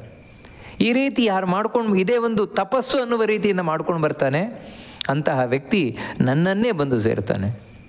ಅಲ್ಲ, ಸೇರ್ತಾನೆ ಇಲ್ವೋ ನಿನಗೆ ಸಂಶಯವೇ ಬೇಡ, ಖಂಡಿತವಾಗಿಯೂ ಸೇರ್ತಾನೆ ಅಂತ ಕೃಷ್ಣ ತಿಳಿಸ್ತಾ ಇದ್ದಾನೆ. ಅಷ್ಟು ಮಾತ್ರ ಅಲ್ಲ, ನಚ ತಸ್ಮಾನ್ ಮನುಷ್ಯೇಷು ಕಶ್ಚಿನ್ಮೇ ಪ್ರಿಯಕೃತ್ತಮಃ ಭವಿತಾ ನಚ ಮೇ ತಸ್ಮಾತ್ ಅನ್ಯ ಪ್ರಿಯತರೋ ಭುವಿ. ಯಾರು ಈ ಭಗವದ್ಗೀತೆಯನ್ನು ನನ್ನ ಭಕ್ತರಿಗೆ ಉಪದೇಶವನ್ನು ಮಾಡ್ತಾರೆ, ಆ ವ್ಯಕ್ತಿ ಹೆಚ್ಚಾದ ಭಕ್ತಿಯನ್ನು ಹೊಂದಿ ನನ್ನನ್ನೇ ಸೇರ್ತಾನೆ, ಅದರಲ್ಲಿ ಸಂಶಯ ಇಲ್ಲ. ಅದು ಅವನಿಗೆ ಸಂಬಂಧಪಟ್ಟಾಗಾಯಿತು. ನಿನಗೇನಾಯ್ತು ಇದರಿಂದ? ನಿನಗೇನಾದರೂ ಆಗತ್ತಾ? ಈ ರೀತಿ ಯಾರು ನಿರಂತರ ಭಗವದ್ಗೀತೆಯನ್ನು ಹೇಳ್ತಾನೆ ಇರ್ತಾನೆ, ಉಪದೇಶ ಮಾಡ್ತಾನೆ ಇರ್ತಾನೆ ಭಗವದ್ಭಕ್ತರಿಗೆ, ಅವರನ್ನು ಕಂಡ್ರೆ ನಿನಗೇನಾದರೂ ಭಾವನೆಗಳಿದೆಯಾ ಅಂತೇಳಿದರೆ ಅದಕ್ಕೆ ಕೃಷ್ಣ ಹೇಳ್ತಾನೆ, ನಚ ತಸ್ಮಾನ್ ಮನುಷ್ಯೇಷು ಕಶ್ಚಿನ್ಮೇ ಪ್ರಿಯಕೃತ್ತಮಃ. ಈ ಮನುಷ್ಯರ ಪೈಕಿ ಯಾರು ಭಗವದ್ಗೀತೆಯನ್ನು ಉಪದೇಶ ಮಾಡ್ತಾ ಇದ್ದಾರೆ ಭಗವದ್ಭಕ್ತರಿಗೆ, ಅವರಷ್ಟು ಇಷ್ಟರಾದವರು ನನಗೆ ಯಾರೂ ಇಲ್ಲವೇ ಇಲ್ಲ ಅಂತ ಹೇಳಿ. ಆ ವ್ಯಕ್ತಿಗಿಂತ ನನಗೆ ಇಷ್ಟರಾದವರು ಬೇರೆಯವರು ಇಲ್ಲವೇ ಇಲ್ಲ. ಅಂದರೆ ಅವನಷ್ಟು ಇಷ್ಟ ನನಗೆ. ಭಗವದ್ಗೀತೆಯನ್ನು ಯಾರು ಯಾವಾಗಲೂ ಭಗವದ್ಭಕ್ತರಿಗೆ ವ್ಯಾಖ್ಯಾನವನ್ನು ಅಂದರೆ ಉಪದೇಶವನ್ನು ಕೊಡ್ತಾ ಇರ್ತಾನೆ. ಅದು ಉಪದೇಶ ಕೊಡುವುದು ಅಂತ ಹೇಳಿದ್ರೆ ಬರೀ ಶ್ಲೋಕವನ್ನಷ್ಟೇ ಹೇಳುವುದಲ್ಲ, ಮತ್ತೇನು ಅಂತ ಹೇಳಿದ್ರೆ ಆ ಶ್ಲೋಕದ ಅರ್ಥವನ್ನು ಹೇಳುವುದು. ಬರೀ ಅರ್ಥ ಅಂತ ಹೇಳಿದ್ರೆ ನನಗೆ ಸಂಸ್ಕೃತ ಗೊತ್ತಿದೆ ಅಂತೇಳಿ ಈ ಶಬ್ದಕ್ಕೆ ಈ ಅರ್ಥ, ಈ ಶಬ್ದಕ್ಕೆ ಈ ಅರ್ಥ ಅಂತ ಆ ರೀತಿ ಅಲ್ಲ. ಮತ್ತೇನು ಅಂತ ಹೇಳಿದ್ರೆ ಆ ಭಗವದ್ಗೀತೆಯ ಉಪದೇಶ ಕೊಡುವುದು ಅಂತ ಹೇಳಿದ್ರೆ ಅವನಲ್ಲಿ ಆ ಭಗವದ್ಭಕ್ತಿಯನ್ನು ಮೂಡಿಸುವುದು. ಯಾರು ಕೇಳುವವರಿದ್ದಾರೆ ಅವರಲ್ಲಿ ಭಗವದ್ಭಕ್ತಿ ಅಂದರೆ ಬರೀ ಭಕ್ತಿ ಅಲ್ಲ, ನಿಷ್ಠೆ ಸಹಿತವಾಗಿ. ನಿಷ್ಠೆ ಅಂತ ಹೇಳಿದ್ರೆ ಇಲ್ಲ, ಕೃಷ್ಣನೇ ಸರ್ವೋತ್ತಮ, ನಾನು ಅವನನ್ನೇ ಆರಾಧನೆ ಮಾಡಬೇಕು ಎನ್ನುವಂತಹ ಈ ನಿಷ್ಠೆಯನ್ನು ಮೂಡಿಸುವಂಥದ್ದೇನಿದೆ, ಇದು ಈ ರೀತಿ ಮಾಡುವಂಥದ್ದು. ಆ ರೀತಿ ಯಾರು ಮಾಡ್ತಾ ಬರ್ತಾ ಇರ್ತಾನೆ ಅವನಿಗಿಂತ ಇಷ್ಟನಾದವು ನನಗೆ ಇನ್ನೊಬ್ಬ ಇಲ್ಲ ಅಂತ ಹೇಳ್ತಾನೆ ಕೃಷ್ಣ. ಪ್ರಿಯಕೃತ್ತಮಃ ಅಂತ ಅಂದರೆ ಪ್ರಿಯಕೃತ್ ಅಂತ ಹೇಳಿದರೆ ನನಗೆ ಪ್ರೀತಿಯಾಗುವವನ್ನ ಮಾಡುವವರು, ಅವರೆಲ್ಲ ಪ್ರಿಯಕೃತ್ಗಳು. ಅಂದರೆ ನನಗೆ ಇಷ್ಟವಾದದ್ದನ್ನು ಮಾಡುವವರು ಇರಬೇಕಾದಷ್ಟು ಇದ್ದಾರೆ. ಅಂದರೆ ಕೆಲವರು ಹೋಮ ಮಾಡ್ತಾರೆ ದೇವರಿಗೆ ಪ್ರೀತಿ ಆಗಲಪ್ಪ ಅಂತ, ಕೆಲವರು ದಾನ ಮಾಡ್ತಾರೆ, ಕೆಲವರು ಪೂಜೆ ಮಾಡ್ತಾರೆ, ಕೆಲವರು ದೇವಸ್ಥಾನದಲ್ಲಿ ಉತ್ಸವ ಮಾಡ್ತಾರೆ, ಕೆಲವರು ದೇವಸ್ಥಾನವನ್ನೇ ಕಟ್ಟಿಸ್ಬೋದು ನನ್ನ ಪ್ರೀತಿಗೋಸ್ಕರ, ಕೆಲವರು ಉಪವಾಸ ಮುಂತಾದವುಗಳನ್ನು ಮಾಡ್ಬೋದು. ಅದು ಒಂದಿನ ಅಲ್ಲ, ಕೆಲವು ದಿನಗಳ ಕಾಲ ಉಪವಾಸ ಮುಂತಾದವುಗಳೆಲ್ಲ ಮಾಡುವವರು ಇರಬಹುದು. ಈ ರೀತಿ ಎಲ್ಲವರು ಇರಬಹುದು. ಇವರೆಲ್ಲ ನನಗೆ ಪ್ರಿಯವಾದದ್ದನ್ನು ಮಾಡುವವರೇ. ಆದರೆ ಈ ಎಲ್ಲ ಪ್ರಿಯವಾದದ್ದನ್ನು ಮಾಡುವವರೆಲ್ಲರಿಗಿಂತಲೂ ನನಗೆ ಇಷ್ಟರಾದವರು ಯಾರು ಅಂತ ಹೇಳಿದರೆ ಭಗವದ್ಗೀತೆಯನ್ನು ನನ್ನ ಭಕ್ತರಲ್ಲಿ ಯಾರು ಉಪದೇಶ ಕೊಡ್ತಾನೆ ಅಂಥ ವ್ಯಕ್ತಿ ಅಂತ ಹೇಳ್ತಾರೆ. ಅಷ್ಟು ಮಾತ್ರ ಅಲ್ಲ ಇವಾಗಿಲ್ಲ, ಮುಂದೆ ಯಾರಾದರೂ ಬರ್ತಾರಾ ನಿನಗೆ? ಈ ಭಗವದ್ಗೀತೆಯನ್ನು ಯಾರು ಉಪದೇಶ ಮಾಡ್ತಾರೆ ಭಗವದ್ಭಕ್ತರಿಗೆ, ಅದು ಬಹಳ ಮುಖ್ಯ. ಭಗವದ್ಭಕ್ತರಿಗೆ ಭಗವದ್ಗೀತೆಯನ್ನು ಉಪದೇಶ ಮಾಡುವವರು, ಅವನಿಗಿಂತಲೂ ಇಷ್ಟರಾದವರು ಇನ್ಯಾರಾದರೂ ಬಂದುಬಿಡ್ಬೋದು ಅಂತ ಹೇಳಿದ್ರೆ ಭವಿತಾ ನಚಮೇ ತಸ್ಮಾತ್ ಅನ್ಯ ಪ್ರಿಯತರೋ ಭೂಮಿಯಲ್ಲಿ ತಸ್ಮಾತ್ ಅನ್ಯ ಅಂತ ಹೇಳಿದ್ರೆ ಅವನಿಗಿಂತ ಬೇರೆಯವನಾದ. ಅಂದರೆ ಯಾರು ಭಗವದ್ಗೀತೆಯನ್ನು ಭಗವದ್ಭಕ್ತರಿಗೆ ಉಪದೇಶವನ್ನು ಮಾಡ್ತಾ ಇದ್ದಾನೆ ಅವನಿಗಿಂತ ಬೇರೆಯಾದಂತಹ ಅತ್ಯಂತ ಪ್ರಿಯತರನಾದವನು, ಅಂದರೆ ಅತ್ಯಂತ ಪ್ರೀತಿ ಪಾತ್ರನಾದವನು ನನಗೆ ಇನ್ನೊಬ್ಬ ಮುಂದೆ ಬರುವುದೂ ಇಲ್ಲ ಅಂತ ಹೇಳ್ತಾರೆ. ಅರ್ಥಾತ್ ಯಾರು ದೇವರ ಪ್ರೀತಿಗೆ ಪಾತ್ರರಾಗಿದ್ದಾರೆ ಅವರು ಅವಶ್ಯವಾಗಿ ಭಗವದ್ಗೀತೆಯನ್ನು ತಿಳ್ಕೊಂಡೇ ಇರ್ತಾರೆ, ಭಗವದ್ಗೀತೆಯನ್ನು ಯಾವತ್ತೂ ತಾವು ಹೇಳ್ತಾನೆ ಇರ್ತಾರೆ. ಯಾರಿಗೆ? ಭಗವದ್ಭಕ್ತರಿಗೆ. ಅದು ಸ್ಪಷ್ಟ, ಎಲ್ಲರೂ ಹೇಳ್ತಾನೆ ಇರ್ತಾರೆ. ಅದು ಇಲ್ದಿದ್ರೆ ಯಾರು ಭಗವದ್ಗೀತೆಯ ಅಧ್ಯಯನವನ್ನು ಮಾಡಿಲ್ಲ, ಯಾರು ಭಗವದ್ಗೀತೆಯ ಅರ್ಥವನ್ನು ತಿಳ್ಕೊಂಡಿಲ್ಲ ಅವರು ದೇವರಿಗೆ ಇಷ್ಟ ಆಗುವುದಿಲ್ಲ ಅಂತ ಹೇಳೋದು ಇಲ್ಲಿ ಸ್ಪಷ್ಟ ಆಗ್ತದೆ ನಮಗೆ. ಅದಕ್ಕಾಗಿ ಇದು ಜೀವನದಲ್ಲಿ ದೇವರ ಪ್ರೀತಿಯನ್ನು ಸಂಪಾದನೆ ಮಾಡಲಿಕ್ಕೆ ಅವಶ್ಯವಾಗಿ ನಾವು ತಿಳ್ಕೊಳ್ಳೇಬೇಕಾದದ್ದು ಅಂತ ಹೇಳೋದು ಸ್ಪಷ್ಟ ಆಯಿತು ಭಗವದ್ಗೀತೆ ಅನ್ನೋದು. ಯಾಕಂತ ಹೇಳಿದರೆ ಇದು ಸಾಧನದ ಸರ್ವಸ್ವ. ಒಬ್ಬ ವ್ಯಕ್ತಿ ಏನಿಲ್ಲಿ ಮಾಡಬೇಕಾಗಿದೆ ಅದನ್ನು ತಿಳಿಸ್ಲಿಕ್ಕೆ ಇದು ಸರ್ವಸ್ವವಾಗಿರುವಂಥದ್ದು ಭಗವದ್ಗೀತೆ. ಅದಕ್ಕೆ ಹೇಳ್ತಾನೆ, ಹಿಂದೆ ನನಗೆ ಈ ಭಗವದ್ಗೀತೆಯನ್ನು ಉಪದೇಶ ಮಾಡುವವನಿಗಿಂತ ಇಷ್ಟನಾದವನಿರಲಿಲ್ಲ, ಈಗಲೂ ಇಲ್ಲ, ಮುಂದೆಯೂ ಇರಲ್ಲ ಅಂತ ಸ್ಪಷ್ಟವಾಗಿ ತಿಳಿಸ್ಕೊಂಡು ಹೋಗ್ತಾನೆ. ಅಥವಾ ಅಧ್ಯೇಷ್ಯತೆ ಚ ಇಮಂ ಧರ್ಮ್ಯಂ ಸಂವಾದಮಾವಯೋ ಜ್ಞಾನಯಜ್ಞೇನ ತೇನಾಹಂ ಇಷ್ಟಸ್ಯಾಮಿತಿ ಮೇ ಮತಿ. ಎಲ್ರಿಗೂ ಭಗವದ್ಗೀತೆಯನ್ನು ಉಪದೇಶ ಕೊಡ್ಲಿಕ್ಕಾಗತ್ತಾ? ಆ ತಾಕತ್ತಿರ್ತದ? ಯಾಕಂತ ಹೇಳಿದ್ರೆ ಅಷ್ಟು ತಿಳ್ಕೊಂಡವ್ರು ಯಾರು ಇರ್ತಾರೆ? ಯಾಕಂದರೆ ಭಗವದ್ಗೀತೆಯನ್ನು ಅರ್ಥ ಮಾಡ್ಕೊಳ್ಳೋದು ಅಂತ ಹೇಳಿದ್ರೆ ಸಾಮಾನ್ಯದ ವಿಚಾರ ಅಲ್ಲ ಅದು. ಆ ರೀತಿ ತಾನು ಅರ್ಥ ಮಾಡಿಕೊಂಡು ಇನ್ನೊಬ್ರಿಗೆ ಹೇಳಬೇಕು ಅಂತ ಹೇಳಿದ್ರೆ ಅದು ತುಂಬ ಕಷ್ಟದ ಕೆಲಸ. ಅದು ಎಲ್ರಿಗೂ ಆಗುವಂಥದ್ದೆಲ್ಲ ಹೋಗೋದಂಥದ್ದಲ್ಲ ಅಂತ ಹೇಳಿದರೆ ಅದಕ್ಕೆ ಇಲ್ಲ. ಒಂದೊಮ್ಮೆ ನನಗೆ ಹೇಳುವ ಸಾಮರ್ಥ್ಯ ಇಲ್ಲ, ಹೇಳುವ ಸಾಮರ್ಥ್ಯ ಇಲ್ಲದೆ ಇದ್ದರೂ ಅಧ್ಯಯನ ಆದರೂ ಮಾಡ್ಬೋದಲ್ವ? ಅಧ್ಯಯನ ಮಾಡಲಿಕ್ಕೆ ತೊಂದರೆ ಇಲ್ವಲ್ಲ, ಕಲೀಲಿಕ್ಕೆ ತೊಂದರೆ ಇಲ್ವಲ್ಲ? ಆ ರೀತಿ ಯಾರು ಈ ಭಗವದ್ಗೀತೆಯನ್ನು ಅಧ್ಯಯನ ಮಾಡ್ತಾರೆ, ಅಧ್ಯೇಷ್ಯತೆ ಚ ಇಮಂ ಧರ್ಮ್ಯಂ ಸಂವಾದ ಮಾವಯೋ, ನಮ್ಮಿಬ್ಬರ ಈ ಮಾತುಕತೆಯನ್ನು, ಅಂದರೆ ನೀನು ಪ್ರಶ್ನೆ ಕೇಳಿದೆಯಾ, ನಾನು ಉತ್ತರ ಹೇಳಿದೆ, ಇದೇ ನಮ್ಮಿಬ್ಬರ ಮಾತುಕತೆ. ಈ ನಮ್ಮಿಬ್ಬರ ಮಾತುಕತೆ ಬರಿಯ ಮಾತುಕತೆ ಅಲ್ಲ ಅದು. ಮತ್ತು ಧರ್ಮ್ಯಂ ಅಂತ ಹೇಳ್ತಾನೆ. ಧರ್ಮ್ಯ ಅಂತ ಹೇಳಿದ್ರೆ ಧರ್ಮ ಎಂಬ ಹೆಸರುಳ್ಳ ದೇವರಿಗೆ ಸಂಬಂಧಪಟ್ಟದ್ದಿದು. ಯಾಕಿದನ್ನು ಧರ್ಮ್ಯ ಅಂತ ಕರಿತಾ ಇದ್ದಾನೆ ಅಂತ ಹೇಳಿದ್ರೆ, ಧರ್ಮ ಅಂತ ದೇವರನ್ನು ಯಾಕೆ ಕರೀತಾರೆ ಅಂತ ಹೇಳಿದ್ರೆ, ಈ ಜಗತ್ತನ್ನು ಧಾರಣೆ ಮಾಡಿರುವವನು, ಈ ಜಗತ್ತಿನ ಜವಾಬ್ದಾರಿಯನ್ನು ಹೊತ್ತಿರುವವನು ದೇವರು, ಈ ಜಗತ್ತಿನಲ್ಲಿ ಧರ್ಮವನ್ನು ಸಂರಕ್ಷಣೆ ಮಾಡ್ತಾ ಇರುವಂಥವನು. ಅಂತಹ ಧರ್ಮ ಸಂರಕ್ಷಕನಾದಂತಹ ಭಗವಂತನಿಗೆ ಸಂಬಂಧಪಟ್ಟ ಗ್ರಂಥ ಇದು. ಅಂತ ಹೇಳಿದ್ರೆ ನಮ್ಮನ್ನು ಧರ್ಮ ಮಾರ್ಗದಲ್ಲಿ ನಿಲ್ಲಿಸಲಿಕ್ಕೆ ಭಗವದ್ಗೀತೆಗಿಂತ ದೊಡ್ಡ ಇನ್ನೊಂದು ಗ್ರಂಥ ಇಲ್ಲ ಅಂತ ಹೇಳಿದಾಗಾಯ್ತು. ಮತ್ತು ಇನ್ನೊಂದೇನೆಂದರೆ, ಒಬ್ಬ ವ್ಯಕ್ತಿ ಜೀವನದಲ್ಲಿ ಮಾಡಲೇಬೇಕಾದದ್ದು ಏನೋ ಆ ಧರ್ಮದ ಬಗ್ಗೆ ತಿಳಿಸ್ತಾ ಇರುವುದರಿಂದಲೂ ಧರ್ಮ ಇದು. ನಮ್ಮಿಬ್ಬರ ಮಾತುಕತೆ ಬರಿಯ ಮಾತುಕತೆ ಅಲ್ಲ. ಮತ್ತೇನೆಂದರೆ ಅದೊಂದು ದೊಡ್ಡ ಧರ್ಮ ಗ್ರಂಥ, ದೊಡ್ಡ ಅಧ್ಯಾತ್ಮ ಗ್ರಂಥ, ಭಗವಂತನ ಬಗ್ಗೆ ತಿಳಿಸುವ ಗ್ರಂಥ. ಇದನ್ನು ಯಾರು ಅಧ್ಯಯನವನ್ನು ಮಾಡ್ತಾನೆ, ಅಂದರೆ ಇದೊಂದು ತಪಸ್ಸು ಅಂತ ತಿಳಿದು ಅಧ್ಯಯನವನ್ನು ಮಾಡ್ತಾನೆ. ತಾನು ಅಂದರೆ ಅಧ್ಯಯನ ಅಂತ ಹೇಳಿದರೆ ತಾನು ಅದು ಪ್ರತಿಯೊಂದು ಶ್ಲೋಕವನ್ನು ಕುಲಂಕಷವಾಗಿ ಅರ್ಥವನ್ನು ತಿಳ್ಕೊಳ್ಳೋದು, ಮನನ ಮಾಡೋದು, ಅದನ್ನು ಒಂದೊಂದು ಶಬ್ದದ್ದು ಕೂಡ.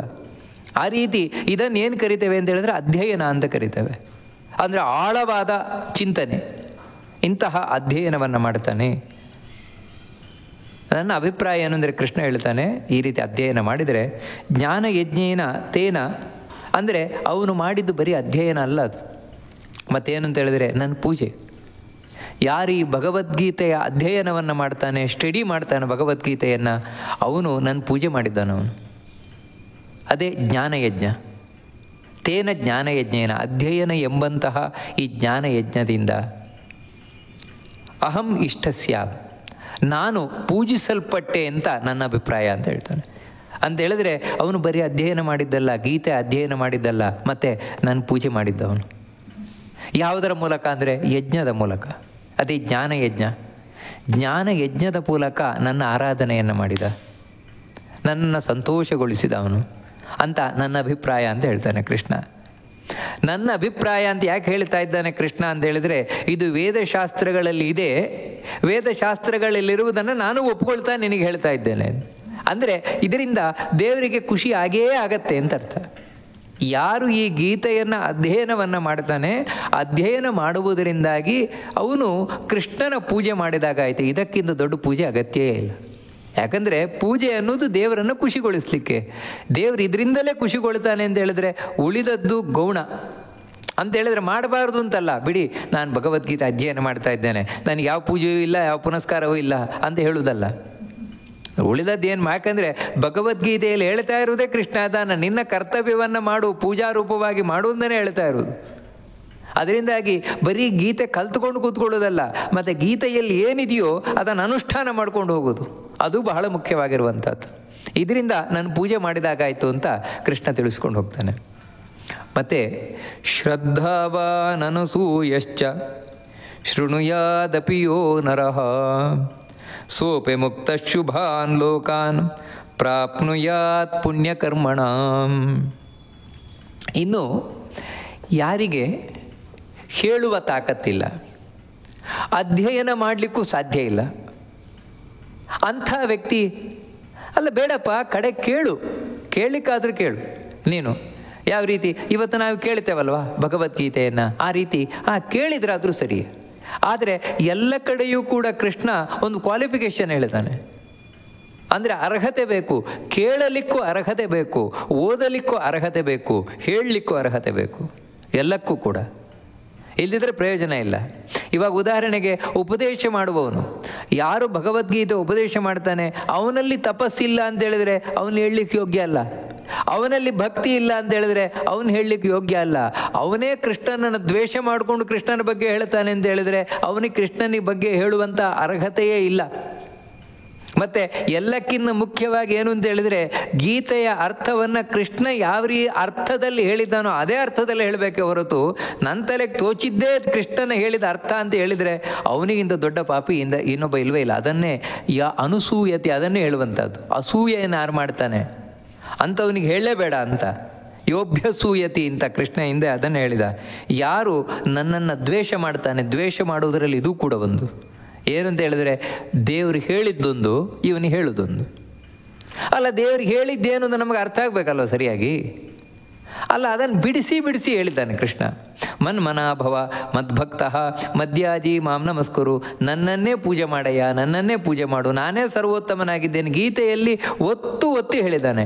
ಇಷ್ಟು ಹೇಳಿಯೂ ಕೂಡ ಕಡೆಗೆ ನಾನೇ ದೇವರೊಂದು ಪೂಜೆ ಮಾಡು ಅಂತ ಹೇಳಿದರೆ, ಅಂದರೆ ಜೀವರೆಲ್ಲರೂ ದೇವರೇ, ಅದಕ್ಕೆ ನಮ್ಮನ್ನೇ ನಾವು ಪೂಜೆ ಮಾಡಬೇಕು, ಬೇರೆ ಯಾವ ದೇವರು ಅಂತಿಲ್ಲ, ನಾವೇ ದೇವರು, ನಾನೇ ಬ್ರಹ್ಮ ಅಂದರೆ ಈ ರೀತಿಯೆಲ್ಲ ಉಪದೇಶ ಮಾಡಿದರೆ ಅದು ಭಗವದ್ಗೀತೆಯ ಅಭಿಪ್ರಾಯಕ್ಕೆ ಸಂಪೂರ್ಣ ವಿರುದ್ಧವಾಗಿರುವಂಥದ್ದು.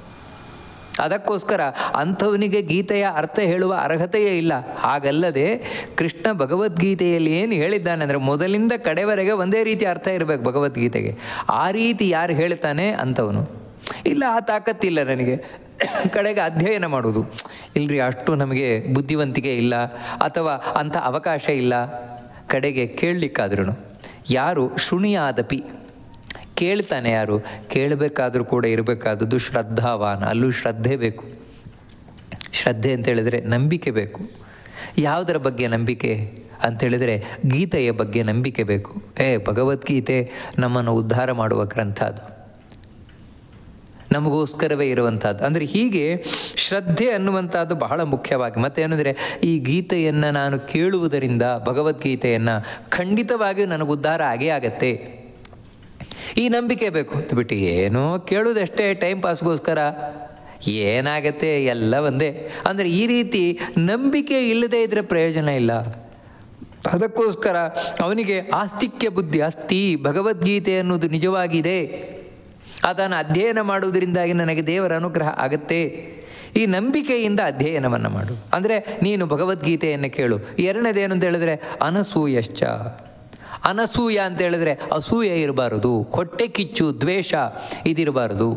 ಯಾರಲ್ಲಿ? ಒಂದು ಕೃಷ್ಣನಲ್ಲಿ, ದೇವರಲ್ಲಿ ದ್ವೇಷ ಇರಬಾರದು. ಮತ್ತು ಭಗವದ್ಭಕ್ತರಲ್ಲಿ ದ್ವೇಷ ಇರಬಾರದು. ಭಗವದ್ಭಕ್ತರಲ್ಲಿ ದ್ವೇಷ ಅಸೂಯೆಯನ್ನು ಇಟ್ಟುಕೊಂಡು ನಾವು ಅದೇ ರೀತಿ ಉಳಿದವರಲ್ಲಿ ದ್ವೇಷ ಅಸೂಯೆಯನ್ನು ಮಾಡ್ತಾ ಭಗವದ್ಗೀತೆಯನ್ನು ಕೇಳಿದರೂ ಉಪಯೋಗಕ್ಕೆ ಬರೋಲ್ಲ. ಯಾಕಿದ್ದಾನೆ ಹೇಳ್ತಾ ಇದ್ದಾನೆ ಅಂದರೆ, ಯಾರು ಭಗವದ್ಗೀತೆಯನ್ನು ಕೇಳ್ತಾನೆ ಅವನು ವಾಸ್ತವಿಕವಾಗಿ ಕೆಳಗಿದ್ದಾನವನು. ಯಾಕಂತ ಹೇಳಿದ್ರೆ ಅವನಿಗೆ ಅಧ್ಯಯನ ಮಾಡುವವನಷ್ಟು ತಿಳ್ಕೊಳ್ಳಿಕ್ಕೆ ಸಾಧ್ಯ ಇಲ್ಲ. ಇನ್ನು ಉಪದೇಶ ಯಾರು ಕೊಡ್ತಾನೆ ಅವನಷ್ಟೊಂದು ತಿಳ್ಕೊಳ್ಳಿಕ್ಕೆ ಸಾಧ್ಯ ಇಲ್ಲ. ಅದಕ್ಕೆ ಕೇಳಲಿಕ್ಕಾದರೂ ಕೇಳು. ಆದರೆ ಕೇಳಲಿಕ್ಕಾದರೂ ಕೇಳಬೇಕಾದ್ರೆ ನಿನಗೆ ಅಟ್ಲೀಸ್ಟ್ ಅಂತ ಹೇಳ್ತೇವಲ್ವ, ಇಷ್ಟ ಆದರೂ ಇರಬೇಕು. ಏನು ಅಂತ ಹೇಳಿದ್ರೆ ಮೊದಲು ನಂಬಿಕೆ ಬೇಕು, ಆಮೇಲೆ ನಿನ್ನಲ್ಲಿ ಅಸೂಯೆ ಇರಬಾರದು. ಆ ರೀತಿ ಇದ್ದು ಯಾರು ಕೇಳ್ತಾನೆ ಭಗವದ್ಗೀತೆಯನ್ನು, ಯೋ ನರಃ ಶೃಣಿಯಾದಪಿ, ಕಡೆಗೆ ಕೇಳಿದರೂ ಸಾಕು, ಅದರಿಂದ ಸೋಪಿ ಮುಕ್ತ, ಅವನು ಮುಕ್ತಿಯನ್ನು ಹೊಂದುತ್ತಾನೆ. ಅಂದರೆ ಇಲ್ಲಿ ಕೇಳುವುದು ಅಂತ ಹೇಳಿದ್ರೆ ನಿರಂತರ ಕೇಳ್ತಾನೆ ಇರುವುದು, ಭಗವದ್ಗೀತೆಯನ್ನು ಕೇಳ್ತಾನೆ ಇರುವುದು. ಯಾಕಂತ ಹೇಳಿದ್ರೆ ಈ ರೀತಿ ಕೇಳಿದ್ರೂ ಸಾಕು ಭಗವದ್ಗೀತೆಯನ್ನು. ಇಲ್ಲೆಲ್ಲ ಕಡೆ ನಾವು ತಿಳ್ಕೊಳ್ಬೇಕಾದದ್ದು ಅಂದರೆ ಭಗವದ್ಗೀತೆಯನ್ನು ಯಥಾರ್ಥವಾಗಿ ಕೇಳಬೇಕು. ಅಂದರೆ ಯಾವ ರೀತಿ ಭಗವದ್ಗೀತೆಯನ್ನು ಕೃಷ್ಣ ಹೇಳಿದ್ದಾನೆ ಅದೇ ಅರ್ಥದಲ್ಲಿ ನಾವು ಕೇಳಬೇಕಾದದ್ದು. ಇಲ್ಲೆಲ್ಲ ಕಡೆ ಇದು ಮುಖ್ಯ. ಯಥಾರ್ಥವಾಗಿ ಅಂತ ಹೇಗೆ ಗೊತ್ತಾಗುತ್ತೆ? ಇವಾಗ ಮಧ್ವಾಚಾರ್ಯರು ಅರ್ಥ ಹೇಳಿದಾಗೆ. ಯಾಕಂದರೆ ಮಧ್ವಾಚಾರ್ಯರು ಬಹಳ ಸ್ಪಷ್ಟವಾಗಿ ಹೇಳ್ತಾರೆ, ನಾನು ಭಗವದ್ಗೀತೆಯ ಅರ್ಥವನ್ನು ಭಗವಂತ ವೇದವ್ಯಾಸರಿಂದಲೇ ಕೇಳಿ ಬಂದು ಹೇಳಿದ್ದು ಅಂತ. ಮತ್ತೇನು ಅಂತ ಹೇಳಿದ್ರೆ ಆ ಬದರಿನಾರಾಯಣ ಅವನ ಆಜ್ಞೆಯಿಂದಲೇ ಹೇಳ್ತಾ ಇದ್ದೇನೆ. ಅಂದರೆ ಬದರಿನಾರಾಯಣ ಬೇರೆ ಅಲ್ಲ, ಕೃಷ್ಣ ಬೇರೆ ಅಲ್ಲ. ಯಾಕಂದರೆ ನರನಾರಾಯಣರೇ ಅರ್ಜುನ ಕೃಷ್ಣರಾಗಿ ಬಂದದ್ದಿಲ್ಲಿ. ಅದರಿಂದಾಗಿ ಬದರಿನಾರಾಯಣ ಕೃಷ್ಣ ಒಬ್ಬರೇ. ಅಂತಹ ಭಗವಂತನ ಆಜ್ಞೆಯಂತೆ ನಾನು ಹೇಳ್ತಾ ಇದ್ದೇನೆ ಅಂತ ಸ್ಪಷ್ಟವಾಗಿ. ಮತ್ತೇನೆಂದರೆ ಇವಾಗ ಮಧ್ವಾಚಾರ್ಯರು ಯಾವುದೇ ಒಂದು ಶ್ಲೋಕಕ್ಕೆ ಅರ್ಥ ಮಾಡಬೇಕಾದ್ರೆ ಇದು ನನ್ನ ಅರ್ಥ ಅಂತ ಹೇಳುವುದೇ ಇಲ್ಲ. ಮತ್ತು ನೋಡಿ, ಈ ಅರ್ಥಕ್ಕೆ ವೇದ ಈ ರೀತಿ ಹೇಳ್ತಾ ಇದೆ, ವೇದವ್ಯಾಸರೇ ಈ ಅರ್ಥಕ್ಕೆ ಈ ರೀತಿ ಹೇಳಿದ್ದಾರೆ ಅಂತ ತಾವು ಏನು ಅರ್ಥ ಬರೆದಿದ್ದಾರೆ ಅದಕ್ಕೆ ತಾವು ಈ ವೇದ, ಶಾಸ್ತ್ರ, ಪುರಾಣ, ವೇದವ್ಯಾಸರ ಅಭಿಪ್ರಾಯವನ್ನೆಲ್ಲ ಕೊಟ್ಟುಕೊಂಡು ನಿಜವಾದ ಅರ್ಥವನ್ನು ತಿಳಿಸ್ಕೊಂಡು ಹೋಗಿದ್ದಾರೆ. ಅಂದರೆ ಆ ರೀತಿ ಅಂತಹ ಅರ್ಥವನ್ನು, ಭಗವದ್ಗೀತೆ ಅರ್ಥವನ್ನು ಕೇಳಿದರೂ ಸಾಕು, ಅವನು ಮುಕ್ತಿಯನ್ನು ಪಡಿತಾನೆ. ಮುಕ್ತಿಯನ್ನು ಪಡೆದು ಶುಭಾನ್ ಲೋಕಾನ್ ಪ್ರಾಪ್ನಿಯಾತ್ ಪುಣ್ಯಕರ್ಮಣ. ಈ ಪುಣ್ಯಾತ್ಮರು, ಪುಣ್ಯವನ್ನು ಮಾಡಿದವರು ಯಾವ ಒಳ್ಳೆಯ ಲೋಕವನ್ನು ಪಡಿತಾರೋ ಅಂತಹ ಲೋಕಗಳನ್ನು ಇವನು ಕೂಡ ಪಡಿತಾನೆ. ಅಂದರೆ ಅದು ಯಾವ ಲೋಕ ಅಂತ ಹೇಳಿದರೆ ಮೇಲಿನ ಲೋಕಗಳು, ಅಂದರೆ ಈ ಸ್ವರ್ಗಲೋಕಕ್ಕಿಂತ ಮೇಲಿನ ಲೋಕಗಳು. ಮಹರ್ಲೋಕ, ಜನೋಲೋಕ, ತಪೋಲೋಕ, ಸತ್ಯಲೋಕ ಅಂತೆಲ್ಲ ಇದೆ. ಈ ಲೋಕಗಳು ಇಲ್ಲೆಲ್ಲ ಹೋಗುವಂಥವರು ಪುಣ್ಯಾತ್ಮರೇ, ಅಲ್ಪ ಸ್ವಲ್ಪ ಪುಣ್ಯ ಮಾಡಿದವರಲ್ಲ. ಅಂದರೆ ಈ ಭಗವದ್ಗೀತೆಯನ್ನೆಲ್ಲ ಕೇಳಿದಂಥವ್ರು ಅಂಥ ಲೋಕವನ್ನು ಹೊಂದುತ್ತಾನೆ. ಅಲ್ಲ, ಮತ್ತು ಉಳಿದವರು ಇವಾಗ ಯಾರು ಅಧ್ಯಯನವನ್ನು ಮಾಡ್ತಾನೆ, ಯಾರು ಉಪದೇಶವನ್ನು ಮಾಡ್ತಾನೆ, ಅವನು ವೈಕುಂಠ ಲೋಕಕ್ಕೆ ಹೋಗ್ತಾನೆ. ಇವನು ಹೋಗ್ತಾನೆ ಕ್ರಮೇಣ. ಹೇಗೆ ಅಂತ ಹೇಳಿದರೆ ಇವನು ಕೇಳ್ತಾ ಕೇಳ್ತಾ ಕೇಳ್ತಾ ಕೇಳ್ತಾ ಗಟ್ಟಿ ಮಾಡ್ಕೊಳ್ತಾನೆ. ಅಂದರೆ ಕೇಳ್ತಾ ಕೇಳ್ತಾ 1 ಸಲ ಕೇಳಿದ, 2 ಸಲ ಕೇಳಿದ, 3 ಸಲ ಕೇಳಿದ, 4 ಸಲ ಕೇಳಿದ್ರಿಂದ ಏನಾಯಿತು ಅಂತ ಹೇಳಿದರೆ ಇವನಿಗೆ ನಷ್ಟ ಆಗಲಿಲ್ಲ. ಮತ್ತು ಭಗವದ್ಗೀತೆಯ ಅರ್ಥ ಇನ್ನೂ ಗಟ್ಟಿಯಾಯಿತು. ಅದರಿಂದ ದೇವರ ಬಗ್ಗೆ ನಂಬಿಕೆ ಇನ್ನೂ ಹೆಚ್ಚಾಯಿತು ಅವನಿಗೆ. ಮತ್ತೇನು ಅಂದರೆ 1 ಸಲಕ್ಕಿಂತ 2 ಸಲ ಕೇಳಬೇಕಾದ್ರೆ ಅವನಿಗೆ ಇನ್ನೂ ಹೆಚ್ಚು ವಿಷಯ ತಿಳಿತದೆ, ಇನ್ನೂ ಹೆಚ್ಚು ವಿಷಯ ತಿಳಿತದೆ.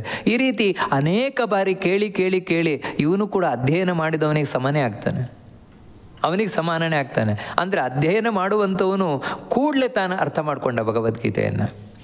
ಉಪದೇಶ ಮಾಡುವಂಥವನು ಅದಕ್ಕಿಂತ ಹೆಚ್ಚು ಬೇಗ ಅರ್ಥ ಮಾಡ್ಕೊಂಡಿದ್ದಾನೆ.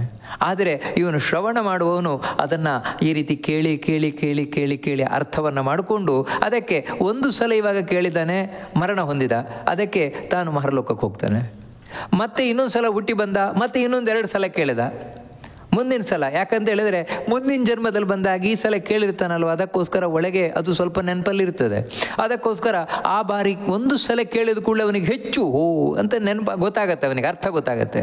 ಇದಕ್ಕಿಂತ ಹೆಚ್ಚು ಅರ್ಥ ಮಾಡಿಕೊಂಡ, ಅದಕ್ಕೆ ಇನ್ನೂ ಸ್ವಲ್ಪ ಮೇಲಕ್ಕೆ ಹೋದ, ಇನ್ನೂ ಸ್ವಲ್ಪ ಮೇಲಕ್ಕೆ ಹೋದ. ಈ ರೀತಿ ಇವನು ಶ್ರವಣ ಹೆಚ್ಚು ಹೆಚ್ಚು ಹೆಚ್ಚು ಹೆಚ್ಚು ಕೇಳ್ತಾ ಕೇಳ್ತಾ ಮೇಲೆ ಮೇಲೆ ಮೇಲೆ ಹೋಗ್ತಾ ಇವನು ಕೂಡ ಪರಿಪಕ್ವತೆಯನ್ನು ಹೊಂದಿ ಇವನು ಮುಕ್ತಿಯನ್ನು ಪಡಿತಾನೆ ಅಂತ.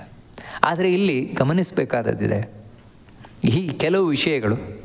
ಒಂದೇನು ಅಂತ ಹೇಳಿದರೆ, ಇಲ್ಲಿ ಶೃಣಿಯಾದಪಿ ಯೋ ನರಃ ಸೋಪಿ ಮುಕ್ತ ಅಂತ ಇಲ್ಲಿ ಅಪಿ ಅಂತ ಕೃಷ್ಣ ಹೇಳ್ತಾ ಇದ್ದಾನೆ.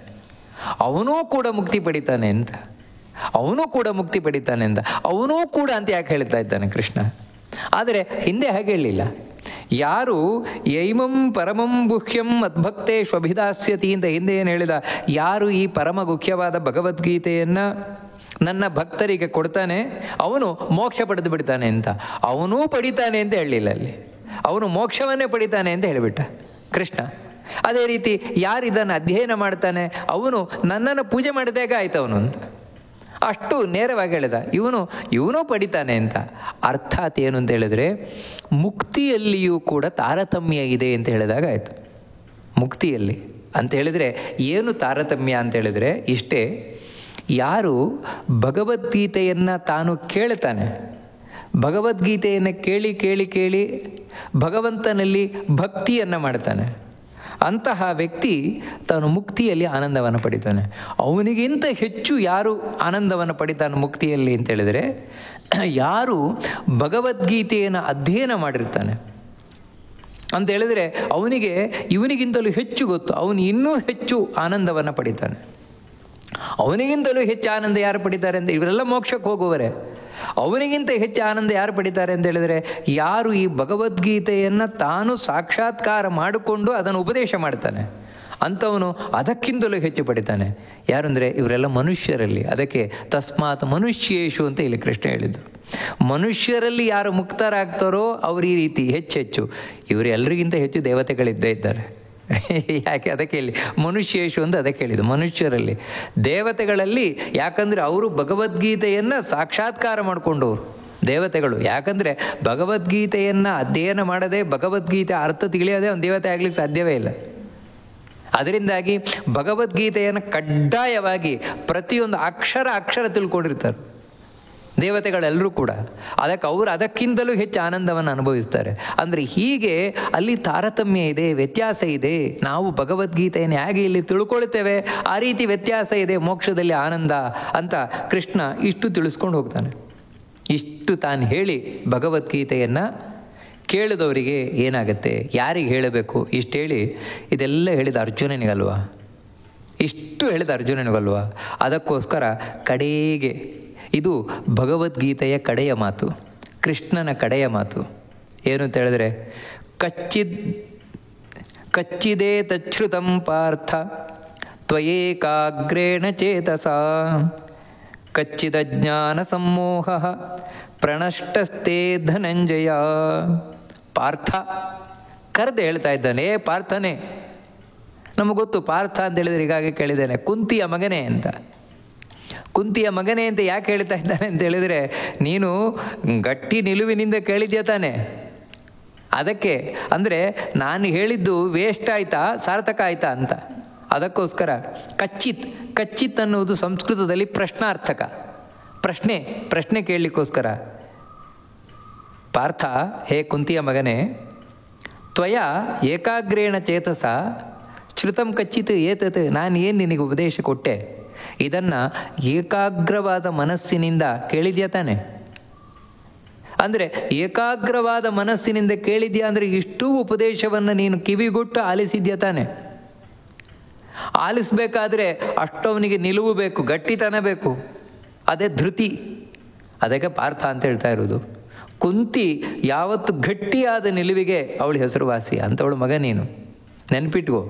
ಅದಕ್ಕೆ ನಾನು ಹೇಳಿದ್ದನ್ನು ಏಕಾಗ್ರವಾಗಿ ಕೇಳಿದ್ಯಾ, ಇದು ಕೇವಲ ಅರ್ಜುನನಿಗೆ ಕೇಳುವ ಪ್ರಶ್ನೆ ಅಲ್ಲ. ಯಾರು ಭಗವದ್ಗೀತೆಯನ್ನು ಕೇಳಿದ್ದಾರೆ 18 ಅಧ್ಯಾಯ ಅವರೆಲ್ಲರಿಗೂ ಕೃಷ್ಣ ಮಾಡ್ತಾ ಇರುವ ನೇರವಾದ ಪ್ರಶ್ನೆ. ನೀವೆಲ್ಲರೂ ಕೂಡ ಇದನ್ನು ಏಕಾಗ್ರವಾದ ಮನಸ್ಸಿನಿಂದ ಕೇಳಿದಿರ್ತಾನೆ ಅಂತ ಹೇಳ್ತಾ ಇರೋದು. ಅಲ್ಲ, ಏಕಾಗ್ರವಾಗಿ ಕೇಳಿದರೆ ಏನು, ಕೇಳದೇ ಇದ್ದರೆ ಏನು? ಏನೋ ಕೇಳಿದವಪ್ಪ ಒಟ್ಟು ಭಗವದ್ಗೀತೆ, ಏನೋ ಕೇಳಿದರೆ ಪ್ರಯೋಜನ ಇಲ್ಲ ಅಂತ ಕೃಷ್ಣ ಯಾಕೆ ಹೇಳೋದು ಅಂತ ಹೇಳಿದ್ರೆ, ನಾನು ಮಾಡಿದ ಉಪದೇಶವನ್ನು ನೀವು ಹೇಗೋ ಕೇಳ್ತೀರಿ ಅಂತ ಹೇಳೋದಾಗಿದ್ದರೆ ನಾನು ಉಪದೇಶ ಮಾಡಿದ್ದು ವ್ಯರ್ಥ ಆಗ್ತದೆ. ಇದು ಭಗವದ್ಗೀತೆ ಅನ್ನುವ ಮಹತ್ವ ಹೊರಟು ಹೋಗ್ತದೆ. ಮತ್ತೇನೆಂದರೆ ಏಕಾಗ್ರವಾಗಿ ಇದನ್ನು ಕೇಳಬೇಕು, ಇದರ ಫಲ ಸಿಗಬೇಕು ನಿಮಗೆ ಅಂತ ಹೇಳಿದರೆ, ಭಗವದ್ಗೀತೆಯ ಫಲ ಸಿಗಬೇಕು. ಯಾಕಂತ ಹೇಳಿದರೆ ಭಗವದ್ಗೀತೆ ಅಂತ ನಮಗೆ ಸಿಗುವಂತಹ ಫಲ ಏನಿದೆ ಅದು ಸತ್ತು ಮುಂದಿನ ಜನ್ಮದಲ್ಲ, ಅಥವಾ ವಯಸ್ಸಾದ್ಮೇಲಲ್ಲ, ಮತ್ತೆ ಈಗಲೇ ಕೂಡಲೇ. ಅಂದರೆ ಅದರಿಂದಾಗಿಯೇ ಭಗವದ್ಗೀತೆ ಅಷ್ಟು ದೊಡ್ಡ ಗ್ರಂಥವಾದದ್ದು. ಪರಮಂ ಗುಹ್ಯಂ ಅಂತ ಯಾಕೆ ಹೇಳಿದ್ದು ಅಂತ ಹೇಳಿದರೆ, ಇದು ಕೂಡಲೇ ಎಫೆಕ್ಟ್ ಆಗುವಂಥದ್ದು ಅಂತ. ಒಬ್ಬ ವ್ಯಕ್ತಿಯ ಮನಸ್ಸು ಬುದ್ಧಿಯ ಮೇಲೆ ಬಹಳ ಕೂಡಲೇ ಪರಿಣಾಮವನ್ನು ಇದು ಉಂಟು ಮಾಡುತ್ತದೆ. ಹೇಗೆ ಅದನ್ನೇ ಮುಂದೆ ಕೃಷ್ಣ ಹೇಳ್ತಾ ಇದ್ದಾನೆ. ಒಂದೊಮ್ಮೆ ನೀನು ಏಕಾಗ್ರವಾದ ಮನಸ್ಸಿನಿಂದ ಕೇಳಿದ್ಯಾ ಅಂತಾದರೆ ಕಚ್ಚಿತ್ ಅಜ್ಞಾನ ಸಮೂಹ ಪ್ರಣಷ್ಟಸ್ತೆ ಧನಂಜಯ. ಧನವನ್ನು ಗೆದ್ಕೊಂಡು ಬಂದವನೇ ದಿಕ್ಕುಗಳಲ್ಲೆಲ್ಲ ಹೋಗಿ. ಅದು ಯಾವ ಧನ ಅಂತ ಹೇಳಿದರೆ ಜ್ಞಾನಧನ. ಅದು ಬಹಳ ಮುಖ್ಯವಾಗಿ ಜ್ಞಾನಧನವನ್ನು ಗೆದ್ದವನೇ. ನಿನಗೆ ಈ ಅಜ್ಞಾನದಿಂದ ಉಂಟಾದ ಸಮೂಹ ಅದು ಹೋಯ್ತಷ್ಟೇ. ಅಂದರೆ ಏಕಾಗ್ರವಾಗಿ ಕೇಳಿದ್ದೆ ಅಂತಾದರೆ ಅದರ ರಿಸಲ್ಟ್ ಇದು ಅಂತ.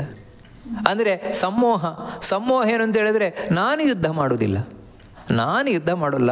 ಯಾಕಂದರೆ ಯುದ್ಧ ಮಾಡುವುದಕ್ಕಿಂತ ಈ ಸಾವಿರಾರು ಮಂದಿಯನ್ನು ಕೊಲ್ಲುವುದಕ್ಕಿಂತ ನಾನು ಎಲ್ಲೋ ಭಿಕ್ಷೆ ಬೇಡ್ಕೊಂಡಿರುವುದೇ ಚೆನ್ನ. ಇದರಿಂದ ಹಿಂಸೆ ಆಗತ್ತೆ, ಇದರಿಂದ ಪಾಪ ಬರುತ್ತೆ. ಇದೇನು ಅಂದರೆ ಸಮೂಹ. ಕೃಷ್ಣ ಅದನ್ನೇ ಹೇಳಿದ, ಕ್ಷುದ್ರಂ ಹೃದಯ ದೌರ್ಬಲ್ಯಂ ಅಂತ ಹಿಂದೆ ಹೇಳಿದ್ದ. ಇದು ಬರೀ ನಿನ್ನ ಮೆಂಟಲ್ ವೀಕ್ನೆಸ್ ಅಂತ. ಅದಕ್ಕೇನು ಕಾರಣ? ಅಜ್ಞಾನದಿಂದ. ಅಂದರೆ ಅವನ ತಿಳಿವೇನಿದೆ, ಅರ್ಜುನನಿಗೆ ನಿಜವಾಗ್ಲೂ ಕೂಡ ಜ್ಞಾನ ಇದೆ, ಆದರೆ ಜ್ಞಾನಕ್ಕೊಂದು ಮುಸುಕಾಗಿಬಿಟ್ಟಿದೆ, ಒಂದು ಪರದೆ ಆಗಿಬಿಟ್ಟಿದೆ. ಕೆಲವು ಸಲ ಒಳ್ಳೆಯವರಿಗೆ ಹಾಗಾಗತ್ತೆ ನೋಡಿ. ಒಳ್ಳೆಯವರಿಗೂ ಕೂಡ ಕೆಲವು ಸಲ ಏನೋ ಒಂಥರ ಅಡ್ಡ ಬಂದಾಗ ಆಗಿಬಿಡ್ತದೆ. ಅದಕ್ಕೋಸ್ಕರ ಅವರು ಕೆಟ್ಟ ಕೆಲಸ ಮಾಡಿಬಿಡ್ತಾರೆ. ಅವಾಗೇನು ಅಂತ ಹೇಳಿದರೆ ಅದು ಮರೆತು ಹೋಗ್ಬಿಡ್ತದೆ, ಆ ಒಳ್ಳೆ ವಿಚಾರ ಮರೆತು ಹೋಗ್ಬಿಡ್ತದೆ. ಅಥವಾ ಕೆಲವು ಸಲ ಏನಾಗುತ್ತೆ ಅಂದರೆ ಕೆಟ್ಟವರು ಪ್ರಭಾವ ಇವ್ರ ಮೇಲೆ ಆಗಿಬಿಡ್ತದೆ. ಹಾಗೆಲ್ಲ ಆಗಿ ಇದೇ ಸಮೂಹಕ್ಕೆ ಕಾರಣ. ಅಜ್ಞಾನಿಗಳ ಕಾರಣ ಇದು ಸಂಪರ್ಕದಿಂದ. ಅಥವಾ ಅಜ್ಞಾನದಿಂದಾಗಿ ಸಮೋಹ ಉಂಟಾಗಿದೆ. ಅದು ಹೋಯ್ತಷ್ಟೇ ನಿನಗೆ, ಅದು ಬರೀ ಹೋಯ್ತಷ್ಟೇ ಅಲ್ಲ, ಪ್ರಣಷ್ಟ ಅಂದರೆ ಸಂಪೂರ್ಣ ನಾಶ ಆಯ್ತಷ್ಟೇ. ಅಂದರೆ ಆಗಿದೆ ಅಂತ ಹೇಳಿದ್ರೆ ಏಕಾಗ್ರವಾಗಿ ಕೇಳಿದ್ಯಾ ಅಂತ. ನಮಗೂ ಅದೇ ಆಗಬೇಕಾದದ್ದು. ಭಗವದ್ಗೀತೆಯನ್ನೇ ಕೇಳಿ ನಮ್ಮೊಳಗೆ ಇರುವಂತಹ ಸಮೋಹ ಸಂಪೂರ್ಣ ಹೋಗಬೇಕಾದದ್ದು ಅಲ್ಲ. ಏನು ಸಮೋಹ ಹೋಗೋದು ಅಂತ ಹೇಳಿದ್ರೇನು? ಅರ್ಜುನನ ಮಾತಲ್ಲಿ ಗೊತ್ತಾಗತ್ತೆ ನೋಡಿ. ಅದಕ್ಕೆ ಅರ್ಜುನನ ಮಾತು ಕೇಳಿದರೆ ನಮಗೆ ಏನು ರಿಸಲ್ಟ್ ಸಿಕ್ಕಿದೆ ಅಂತ ಗೊತ್ತಾಗುತ್ತೆ. ಭಗವದ್ಗೀತೆಯ ರಿಸಲ್ಟ್ ಏನು, ಇದು ಹೇಗೆ ಶೀಘ್ರ ಫಲಕಾರಿ, ಎಲ್ಲಕ್ಕಿಂತ ಮುಖ್ಯವಾಗಿ ದೊಡ್ಡ ಸೈಕಾಲಜಿ ಇದು. ಭಗವದ್ಗೀತೆ ಅಧ್ಯಾತ್ಮಶಾಸ್ತ್ರ ಬೇರೆ ಅಲ್ಲ, ಮನಃಶಾಸ್ತ್ರ ಬೇರೆ ಅಲ್ಲ. ಯಾಕಂದರೆ ಆತ್ಮ ಅಂತ ಹೇಳಿದ್ರೇ ಮನಸ್ಸು, ಇದೆರಡು ಬೇರೆ ಬೇರೆ ಅಲ್ಲ. ಅದರಿಂದಾಗಿ ಇವಾಗ ಅರ್ಜುನನಿಗೆ ಉಂಟಾದದ್ದೇನು ಅಂತ ಹೇಳಿದ್ರೆ ಮಾನಸಿಕವಾದಂತಹ ಗೊಂದಲ, ಮೆಂಟಲ್ ವೀಕ್ನೆಸ್. ಸ್ಪಷ್ಟ ಕೃಷ್ಣ ಮೊದಲೇ ಅದನ್ನು ಹೇಳಿದ್ದ. ಅದಕ್ಕೆ ಹೇಳಿದ್ದು, ನಿನ್ನ ಆ ಮೆಂಟಲ್ ವೀಕ್ನೆಸ್ ಇವಾಗ ಹೋಯ್ತಷ್ಟೇ, ಏಕಾಗ್ರವಾಗಿ ಕೇಳಿದ್ಯಾ ಅಂದರೆ ನೀವು ಹೋಗಿದೆ ತಾನೇ ಅಂತ ಕೇಳಿದ. ಅದಕ್ಕೆ ಅರ್ಜುನ ಉತ್ತರ ಏನು ಗೊತ್ತುಂಟ? ಅರ್ಜುನ ಉವಾಚ ಅಂದರೆ ಇಲ್ಲಿಗೆ ಕೃಷ್ಣ ತನ್ನ ಮಾತು ಮುಗಿಸಿದ. ಈಗ ಅರ್ಜುನ ಇಷ್ಟು ಕೇಳಿದಾನಲ್ವ ಭಗವದ್ಗೀತೆ, ಕೇಳಿದ ಮೇಲೆ ಸುಮ್ಮನೆ ಕೂತ್ಕೊಳ್ಳಿಕ್ಕಾಗತ್ತಾ? ಕೃಷ್ಣ ಪ್ರಶ್ನೆ ಬೇರೆ ಕೇಳ್ತಾ ಇದ್ದಾನೆ. ಅದಕ್ಕೆ ಉತ್ತರ ಕೊಟ್ಟ. ಅರ್ಜುನ ಉವಾಚ ನಷ್ಟೋ ಮೋಹಸ್ಫುತಿರ್ಲಬ್ಧ ತತ್ಪ್ರಸಾದಾತ್ ಮಯಾಚ್ಯುತ ಸ್ಥಿತೋಸ್ಮಿ ಗತ ಸಂದೇಹ ಕರಿಷ್ಯೇ ವಚನಂ ತವ. ಅರ್ಜುನ ಸ್ಪಷ್ಟ ಹೇಳ್ತಾ ಇದ್ದೇನೆ, ಕೃಷ್ಣ ನೀನು ನನಗೆ ನೀಡಿದ ಮಾನಸಿಕ ಚಿಕಿತ್ಸೆ ಸಂಪೂರ್ಣ ಫಲಕಾರಿಯಾಗಿದೆ. ನಾನು ಮಾನಸಿಕ ರೋಗದಿಂದ ಬಳಲ್ತಾ ಇದ್ದೆ ಮೊದಲನೇ ಅಧ್ಯಾಯದಲ್ಲಿ. ಆದರೆ ಈ 18ನೇ ಅಧ್ಯಾಯ ಮುಗಿಬೇಕಾದರೆ ನಾನು ಯಾವ ರೀತಿ ಆಗಿದ್ದೇನೆ ಅಂದರೆ ನಷ್ಟೋ ಮೋಹ. ಹೌದು, ನನ್ನ ಮೋಹ ಹೊರಟೋಯ್ತು ಕೃಷ್ಣ ಅಂತ ಹೇಳಿದರೆ ನಾನು ಏನು ಹೇಳ್ತಾ ಇದ್ದೆ, ಅಯ್ಯೋ ಇವರನ್ನೆಲ್ಲ ಕೊಲ್ಲುವುದರಿಂದ ಪಾಪ ಬರುತ್ತೆ, ನಮ್ಮವರನ್ನು ನಾನು ಕೊಲ್ಲುವುದಾ, ಹಾಗೆ ಅಯ್ಯೋ ಇದೆಲ್ಲ ಬರೀ ನನ್ನ ತಪ್ಪು ಕಲ್ಪನೆಗಳಷ್ಟೇ. ಅದರಿಂದ ನಿನ್ನ ಇಷ್ಟು ಉಪದೇಶದಿಂದ ನನ್ನ ತಪ್ಪು ಕಲ್ಪನೆಗಳು ಹೊರಟೋಗಿದೆ. ರಾಡಿಯಾದ ಮಾನಸ ಸರೋವರ ಇವತ್ತು ತಿಳಿಯಾಗಿದೆ. ಇದು ಮೊದಲು. ಭಗವದ್ಗೀತೆಯನ್ನು ನಾವು ಕೇಳುವುದರಿಂದ, ಅಧ್ಯಯನ ಮಾಡುವುದರಿಂದ ಆಗಬೇಕಾದ ಮೊದಲ ಲಾಭ ಇದು. ಮನಸ್ಸು ತಿಳಿಯಾಯಿತು, ಮನಸ್ಸಿನಲ್ಲಿರುವ ನೆಗೆಟಿವ್ ಹೊರಟೋಯ್ತು, ನೆಗೆಟಿವ್ ಥಾಟ್ಸ್ ಮನಸ್ಸಿನಲ್ಲಿ ಏನು ಕೂತಿದೆ ಹೊರಟೋಯ್ತು. ಆಮೇಲೆ ಸ್ಮೃತಿರ್ಲಬ್ಧ, ಕತ್ತಲೆ ಹೋದ್ಮೇಲೆ ಬೆಳಕಾಗಲೇಬೇಕಲ್ವ. ಇಲ್ಲಿವರೆಗೆ ಮನಸ್ಸನ್ನು ಕತ್ತಲು ಆವರಿಸಿಕೊಂಡಿತ್ತು, ಈಗ ಉದಯ ಆಯಿತು ಕೃಷ್ಣ ಒಳಗೆ, ಸೂರ್ಯೋದಯ ಆಗಿದೆ. ಯಾವುದು ಅಂತ ಹೇಳಿದ್ರೆ ಸ್ಮೃತಿರ್ಲಬ್ಧ. ಈಗ ನೆನಪಿಗೆ ಬಂತು ನನಗೆಲ್ಲ ಅಂತ ಹೇಳ್ತಾ ಇದ್ದ. ನೆನಪಿಗೆ ಬಂತು ಅಂದರೆ ಗೊತ್ತಿಲ್ಲದ ವಿಷಯ ಏನಲ್ಲ ಅರ್ಜುನನಿಗೆ, ಏನೂ ಗೊತ್ತಿಲ್ಲದಿದ್ದವನಿಗೆ ನೀವೇನೂ ಹೇಳಲಿಕ್ಕೆ ಬರೋಲ್ಲ, ಮತ್ತೆ ಅವನಿಗೆ ಹೇಳಿ ಪ್ರಯೋಜನವೂ ಇಲ್ಲ. ಮತ್ತು ನೋಡಿ, ಉಪದೇಶ ಅನ್ನುವಂಥದ್ದು ಯಾರಿಗೂ ಉಪಯೋಗ ಆಗತ್ತೆ ಅಂತ ಹೇಳಿದ್ರೆ ಯಾರಿಗೆ ಚೂರಾದರೂ ಗೊತ್ತಿರ್ತದೆ, ಆದರೆ ಗೊತ್ತಿದ್ದು ಕೂಡ ದಾರಿ ತಪ್ಪಿರ್ತಾನೆ, ಅಂತಹ ವ್ಯಕ್ತಿಗೆ ನೀವು ಉಪದೇಶವನ್ನು ಮಾಡಿ ಸರಿಪಡಿಸ್ಲಿಕ್ಕೆ ಸಾಧ್ಯತೆ ಉಂಟಷ್ಟೆ. ಆದರೆ ಯಾರಿಗೆ ಏನೂ ಗೊತ್ತಿಲ್ಲ, ಶತದಡ್ಡ, ಆ ಶತದಡ್ಡನಾದವನಿಗೆ ನೀವೇನು ಹೇಳಿದರೂ ಗೊತ್ತಾಗಲ್ಲ, ವ್ಯರ್ಥ ಅಂತವನಿಗೆ ಉಪದೇಶ ಅನ್ನೋದು. ಆದರೆ ಇಲ್ಲಿ ಅರ್ಜುನ ನಿಜವಾಗ್ಲೂ ತಿಳ್ಕೊಂಡವನು, ಜ್ಞಾನಿ. ಇದನ್ನು ಅಲ್ಲಲ್ಲಿ ಕೃಷ್ಣ ಹೇಳ್ತಾನೆ ಬಂದಿದ್ದಾನೆ. ಭರತಶ್ರೇಷ್ಠ, ಭರತರ್ಷಭ ಅಂತ ಎಲ್ಲ ಹೇಳ್ತಾನೆ ಬಂದಿದ್ದಾನೆ, ನೀನು ತಿಳಿದವನು, ಜ್ಞಾನಿ ಅಂತ. ಆದರೆ ಅದೆಲ್ಲ ಇವತ್ತು ನಿನಗೆ ಮಸುಕಾಗ್ಬಿಟ್ಟಿದೆ ಅಂತ ಅದನ್ನು ಇವಾಗ ಅರ್ಜುನ ಒಪ್ಕೊಳ್ತಾ ಇದ್ದಾನೆ. ಹೌದು ಕೃಷ್ಣ, ಸ್ಮೃತಿರ್ಲಬ್ಧ, ನನಗೆ ನೆನಪಾಗಿದೆ. ಈಗ ಅದು ಹೇಗೆ? ತತ್ಪ್ರಸಾದಾತ್, ನಿನ್ನ ಅನುಗ್ರಹದಿಂದ. ಅಂದರೆ ನೀನು ಕೇವಲ ಹೊರಗಿನಿಂದ ಭಗವದ್ಗೀತೆ ಉಪದೇಶ ಮಾಡಿದವನು ಮಾತ್ರ ಅಲ್ಲ, ಮತ್ತು ಈ ಭಗವದ್ಗೀತೆಯ ಮೂಲಕ ನನ್ನೊಳಗೆ ಪ್ರವೇಶ ಮಾಡಿ ನನ್ನ ಹೃದಯದಲ್ಲಿದ್ದ ಕತ್ತಲೆಯನ್ನು ತೆಗೆದು ಇವತ್ತು ನನಗೆ ನೆನಪಿಗೆ ಬರುವಾಗ ಮಾಡಿದ್ಯಾ. ಏನು ನೆನಪಿಗೆ ಬಂದಿದೆ ಅಂತ ಹೇಳಿದ್ರೆ, ನಾನು ಕ್ಷತ್ರಿಯನಾಗಿ ನನ್ನ ಕರ್ತವ್ಯ ಏನು ಅಂತ ಹೇಳಿದರೆ, ಯಾರು ಭಗವಂತನನ್ನು ದ್ವೇಷ ಮಾಡ್ತಾರೆ, ಭಗವಂತನನ್ನು ದ್ವೇಷ ಮಾಡುವವರು ಹಾಗೂ ಆ ದ್ವೇಷ ಮಾಡುವವರಿಗೆ ಸಹಾಯ ಮಾಡುವವರು, ಇವರ ಬಗ್ಗೆ ಯಾವತ್ತೂ ಕರುಣೆಯನ್ನು ತೋರಿಸಲೇಬಾರದು. ದುಷ್ಟರೇ ಇವರು, ಇಂಥವರೇ ದುಷ್ಟರು. ಯಾರು ಧರ್ಮವನ್ನು ದ್ವೇಷ ಮಾಡ್ತಾರೆ, ದೇವರನ್ನು ದ್ವೇಷ ಮಾಡ್ತಾರೆ, ನಾಸ್ತಿಕರಾಗಿದ್ದಾರೆ, ಇಂಥವರನ್ನು ಸದೆ ಬಡಿಲಿಕ್ಕೆ ನಾನು ಕ್ಷತ್ರಿಯನಾಗಿ ಯಾವತ್ತೂ ಹಿಂಜರಿಯಲೇಬಾರದು. ಅದರಿಂದ ನನಗೆ ಪುಣ್ಯ ಬರ್ತವೆ ಹೊರತು ಪಾಪ ಬರೋಲ್ಲ. ಇದು ನಾನು ಇಲ್ಲಿವರೆಗೆ ಅಧ್ಯಯನ ಮಾಡಿದ್ದು, ಇಲ್ಲಿವರೆಗೆ ತಿಳ್ಕೊಂಡಿದ್ದು. ಅದಿವಾಗ ನನಗೆ ಯಾವುದೋ ಒಂದು ಕೃಪೆ ಬಂದು ಸೇರಿಕೊಂಡು ಒಳಗೆ ನನ್ನನ್ನು ಕೆಡಿಸ್ಬಿಟ್ಟಿತ್ತು. ಇವಾಗ ಸರಿಯಾಗಿದೆ, ಇವಾಗ ಸರಿದಾರಿಗೆ ಬಂದಿದ್ದೇನೆ. ಅಂದರೆ ಭಗವದ್ಗೀತೆ ನಮ್ಮನ್ನು ಹೇಗೆ ಸರಿದಾರಿಗೆ ತರುತ್ತೆ ಅಂತ ತಗೊಂಬರ್ತದೆ ಎನ್ನುವುದನ್ನು ಇಲ್ಲಿ ಸ್ಪಷ್ಟ ಗೊತ್ತಾಗ್ತದೆ. ಸ್ಮೃತಿರ್ಲಬ್ಧ ತತ್ಪ್ರಸಾದಾತ್ ಮಯ ಅಚ್ಯುತ. ಅಚ್ಯುತ ಅಂತ ಕೃಷ್ಣನೆಲ್ಲ ಅರ್ಜುನ ಕರಿತಾ ಇದ್ದಾನೆ. ಯಾಕೆ ಅಚ್ಯುತ ಅಂತ ಹೇಳಿದ್ರೆ, ಸ್ವಾಮಿ ನೀನು ಯಾವತ್ತೂ ನಿನ್ನ ಸ್ಥಾನದಿಂದ ಜಾರದವನು, ಮತ್ತು ನಿನ್ನನ್ನು ಅಚ್ಯುತ ಅಚ್ಯುತ ಅಂತ ನಾವು ಕರೆಯುವುದರಿಂದ ಜಾರಿದ ನಮ್ಮನ್ನು ಸರಿದಾರಿಯಲ್ಲಿ ನಿಲ್ಲಿಸುವವನು. ನಾನು ದಾರಿ ತಪ್ಪಿದ್ದೆ, ಜಾರಿದ್ದೆ ಸರಿದಾರಿಯಿಂದ, ಅಂಥವನನ್ನು ಮತ್ತೆ ನೀನು ಸರಿದಾರಿಯಲ್ಲಿ ತಂದು ನಿಲ್ಲಿಸಿದ್ಯಾ. ತಮ್ಮ ಯಥಾವುಪಾಸತೆ ತದೇವ ಭವತಿ ಅಂತ. ದೇವರನ್ನು ನಾವು ಹೇಗೆ ಉಪಾಸನೆ ಮಾಡ್ತೇವೆ ಹಾಗೇ ದೇವರು ನಮ್ಮನ್ನು ಮಾಡ್ತಾನೆ. ಅಚ್ಯುತ ಅಚ್ಯುತ ಅಂತ ಹೇಳ್ತಾ ಇದ್ದರೆ, ನಾವು ದಾರಿ ತಪ್ಪುತ್ತಾ ಇದ್ದರೆ ನಮ್ಮನ್ನು ಸರಿದಾರಿಯಲ್ಲಿ ತಂದು ನಿಲ್ಲಿಸ್ತಾ ಇರ್ತಾನಂತೆ ದೇವರು. ಸ್ಥಿತೋಸ್ಮಿ ಗತ ಸಂದೇಹ. ಕೃಷ್ಣ ಇವತ್ತು ಗತ ಸಂದೇಹ ಸ್ಥಿತೋಸ್ಮಿ, ನನ್ನೊಳಗೆ ಯಾವುದೇ ಡೌಟು ಇಲ್ಲ, ಸಂದೇಹವೇ ಇಲ್ಲ. ಸಂದೇಹ ಇಲ್ಲದೆ ಇವತ್ತು ಗಟ್ಟಿಯಾಗಿ ನಿಂತಿದ್ದೇನೆ, ಗಟ್ಟಿಯಾದ ಮನಸ್ಸು ಮಾಡ್ಕೊಂಡು ನಿಂತಿದ್ದೇನೆ. ಅಂದರೆ ವಿತ್ ಫುಲ್ ಕಾನ್ಫಿಡೆನ್ಸ್ ಅಂತ ಹೇಳ್ತೇವಲ್ವ, ಆ ರೀತಿ ಇವತ್ತು ನಾನು ಗಟ್ಟಿಯಾಗಿ, ಅಂದರೆ ಅವಾಗ ಹೇಳ್ತಾ ಇದ್ದ ಗಾಂಡೀವಂ ಸಂಸ್ರತೆ ಹಸ್ತಾತ್ ತ್ವಕ್ತೇವ ಬರೀ ಪರಿಚಕ್ಷ್ಯತೆ. ಕೃಷ್ಣ ನನ್ನ ಕೈ ನಡುಗುತ್ತಾ ಇದೆ, ಗಾಂಡೀವ ಜಾರುತ್ತಾ ಇದೆ, ನಿಂತುಕೊಳ್ಳಿಕ್ಕೆ ಆಗುತ್ತಾ ಇಲ್ಲ, ಮೈಯೆಲ್ಲ ಸುಟ್ಟಾಗುತ್ತಾ ಇದೆ. ಈ ರೀತಿ ಎಲ್ಲ ಮೆಂಟಲ್ ವೀಕ್ನೆಸ್ಗಳನ್ನು ಹೇಳಿದ್ದ, ಇವಾಗೆಲ್ಲ ಹೊರಟೋಗಿದೆ. ಇವತ್ತು ಅಂತಹ ಯಾವುದೇ ಮಾನಸಿಕವಾದ ಗೊಂದಲಗಳಾಗಲಿ, ಮಾನಸಿಕವಾದ ತೊಂದರೆ ಇಲ್ಲದೆ ಇವತ್ತು ಗಟ್ಟಿಯಾದ ಮನಸ್ಸಿನಿಂದ ನಾನು ನಿಂತಿದ್ದೇನೆ. ನನಗೆ ಯಾವುದು ಇವತ್ತು ಸಂಶಯ ಇಲ್ಲ. ಅಂದರೆ ಇದೆ, ಮನುಷ್ಯನಿಗೆ ಸಂಶಯ ಇದ್ದರಿಂದಲೇ ಸಂಶಯ, ಅಹಂಕಾರ, ಮಮಕಾರ ಇವುಗಳಿಂದಾಗಿಯೇ ಒಳಗೆ ಗೊಂದಲ ಉಂಟಾಗ್ತದೆ, ಮಾನಸಿಕವಾಗಿ ವೀಕ್ ಆಗ್ತಾ ಹೋಗ್ತಾನೆ. ನನಗಿವತ್ತು ಅದೇನಿಲ್ಲ, ಎಲ್ಲ ಕಳ್ಕೊಂಡಿದ್ದೇನೆ, ಗಟ್ಟಿಯಾಗಿ ನಿಂತಿದ್ದೇನೆ. ಇದೇ ನಮಗೆ ಭಗವದ್ಗೀತೆ ಮಾಡುವುದು. ಭಗವದ್ಗೀತೆ ನಮ್ಮನ್ನು ಧರ್ಮ ಮಾರ್ಗದಲ್ಲಿ ಗಟ್ಟಿಯಾಗಿ ನಿಲ್ಲಿಸ್ತದೆ. ಅಂದರೆ ಯಾವುದೇ ಸಂಶಯ ಇಲ್ಲದೆ. ಅಲ್ಲಿವರೆಗೆ ಏನಿರುತ್ತೆ ಅಂದರೆ, ಭಗವದ್ಗೀತೆ ಅರ್ಥವಾಗದವರೆಗೆ ಹಾಗೆ ಮಾಡೋದಾ ಹೀಗೆ ಮಾಡೋದಾ ಗೊತ್ತಿಲ್ಲರಿ, ಏನು ಮಾಡಬೇಕು ಅಂತಲೂ ಗೊತ್ತಾಗಲ್ಲ. ಅವ್ರು ಆ ರೀತಿ ಹೇಳ್ತಾರೆ, ಇವ್ರು ಆ ರೀತಿ ಹೇಳ್ತಾರೆ, ಅಲ್ಲೊಂದು ಕಡೆ ಇಲ್ಲೊಂದು ಕಡೆ ಏನು ಅಂತಲೇ ಗೊತ್ತಾಗಲ್ಲ. ಒಟ್ಟಿಗೆ ಎಲ್ಲವೂ ಗೊಂದಲ ಗೊಂದಲ ಗೊಂದಲ. ಆದರೆ ಯಾವಾಗ ಭಗವದ್ಗೀತೆ ಅರ್ಥ ಆಯಿತು, ಅರ್ಥ ಆದಾಗ ಗೊಂದಲಕ್ಕೆ ಅವಕಾಶ ಇಲ್ಲ. ನೋಡಿ, ಅದನ್ನೇ ಇಲ್ಲಿ ಅರ್ಜುನ ಹೇಳ್ತಾ ಇದ್ದಾನೆ, ಸ್ಥಿತೋಸ್ಮಿ ಗತ ಸಂದೇಹ. ಯಾವುದೇ ಡೌಟ್ ಇಲ್ಲ, ಕೃಷ್ಣ ನಾನಿವತ್ತು ಗಟ್ಟಿಯಾಗಿ ನಿಂತಿದ್ದೇನೆ. ಇಷ್ಟು ಭಗವದ್ಗೀತೆಯನ್ನು ಅರ್ಜುನನಿಗೆ ಕೃಷ್ಣ ಉಪದೇಶ ಮಾಡಿಸಿದರ ಫಲ. ಆದರೆ ಮುಂದೆ ಏನು? ಕರಿಷ್ಯೇ ವಚನಂ ತವ. ಕೃಷ್ಣ ನಿನ್ನ ಮಾತನ್ನು ನಾನು ನಡೆಸ್ಕೊಡ್ತೇನೆ, ನಿನ್ನ ಮಾತನ್ನು ನಾನು ಹೇಳ್ತೇನೆ, ನಡೆಸ್ಕೊಡ್ತೇನೆ. ಅಂದರೆ ಕೃಷ್ಣ ಹಿಂದೆ ಪ್ರಶ್ನೆಯನ್ನು ಕೇಳಿದ್ದ, ವಿಮೃಶ್ಯೇತ ದಶೇಶೇನ ಯಥೇಚ್ಛಸಿ ತಥಾ ಕುರು. ನಿನಗೆ ಹೇಗೆ ಕಾಣುತ್ತೆ ಹಾಗೆ ಮಾಡು ಅಂತ. ಇಲ್ಲ, ನನಗೇನು ಕಾಣಿಸ್ತಾ ಇಲ್ಲ ಕೃಷ್ಣ, ನೀನು ಹೇಳಿದ್ದೇ ಸರಿ, ಅದಕ್ಕೋಸ್ಕರ ನಾನು ಯುದ್ಧ ಮಾಡೇ ಮಾಡ್ತೇನೆ. ಇದನ್ನು ಕೃಷ್ಣ ಹಿಂದೆ ಭವಿಷ್ಯ ನುಡಿದಾಗಿತ್ತು.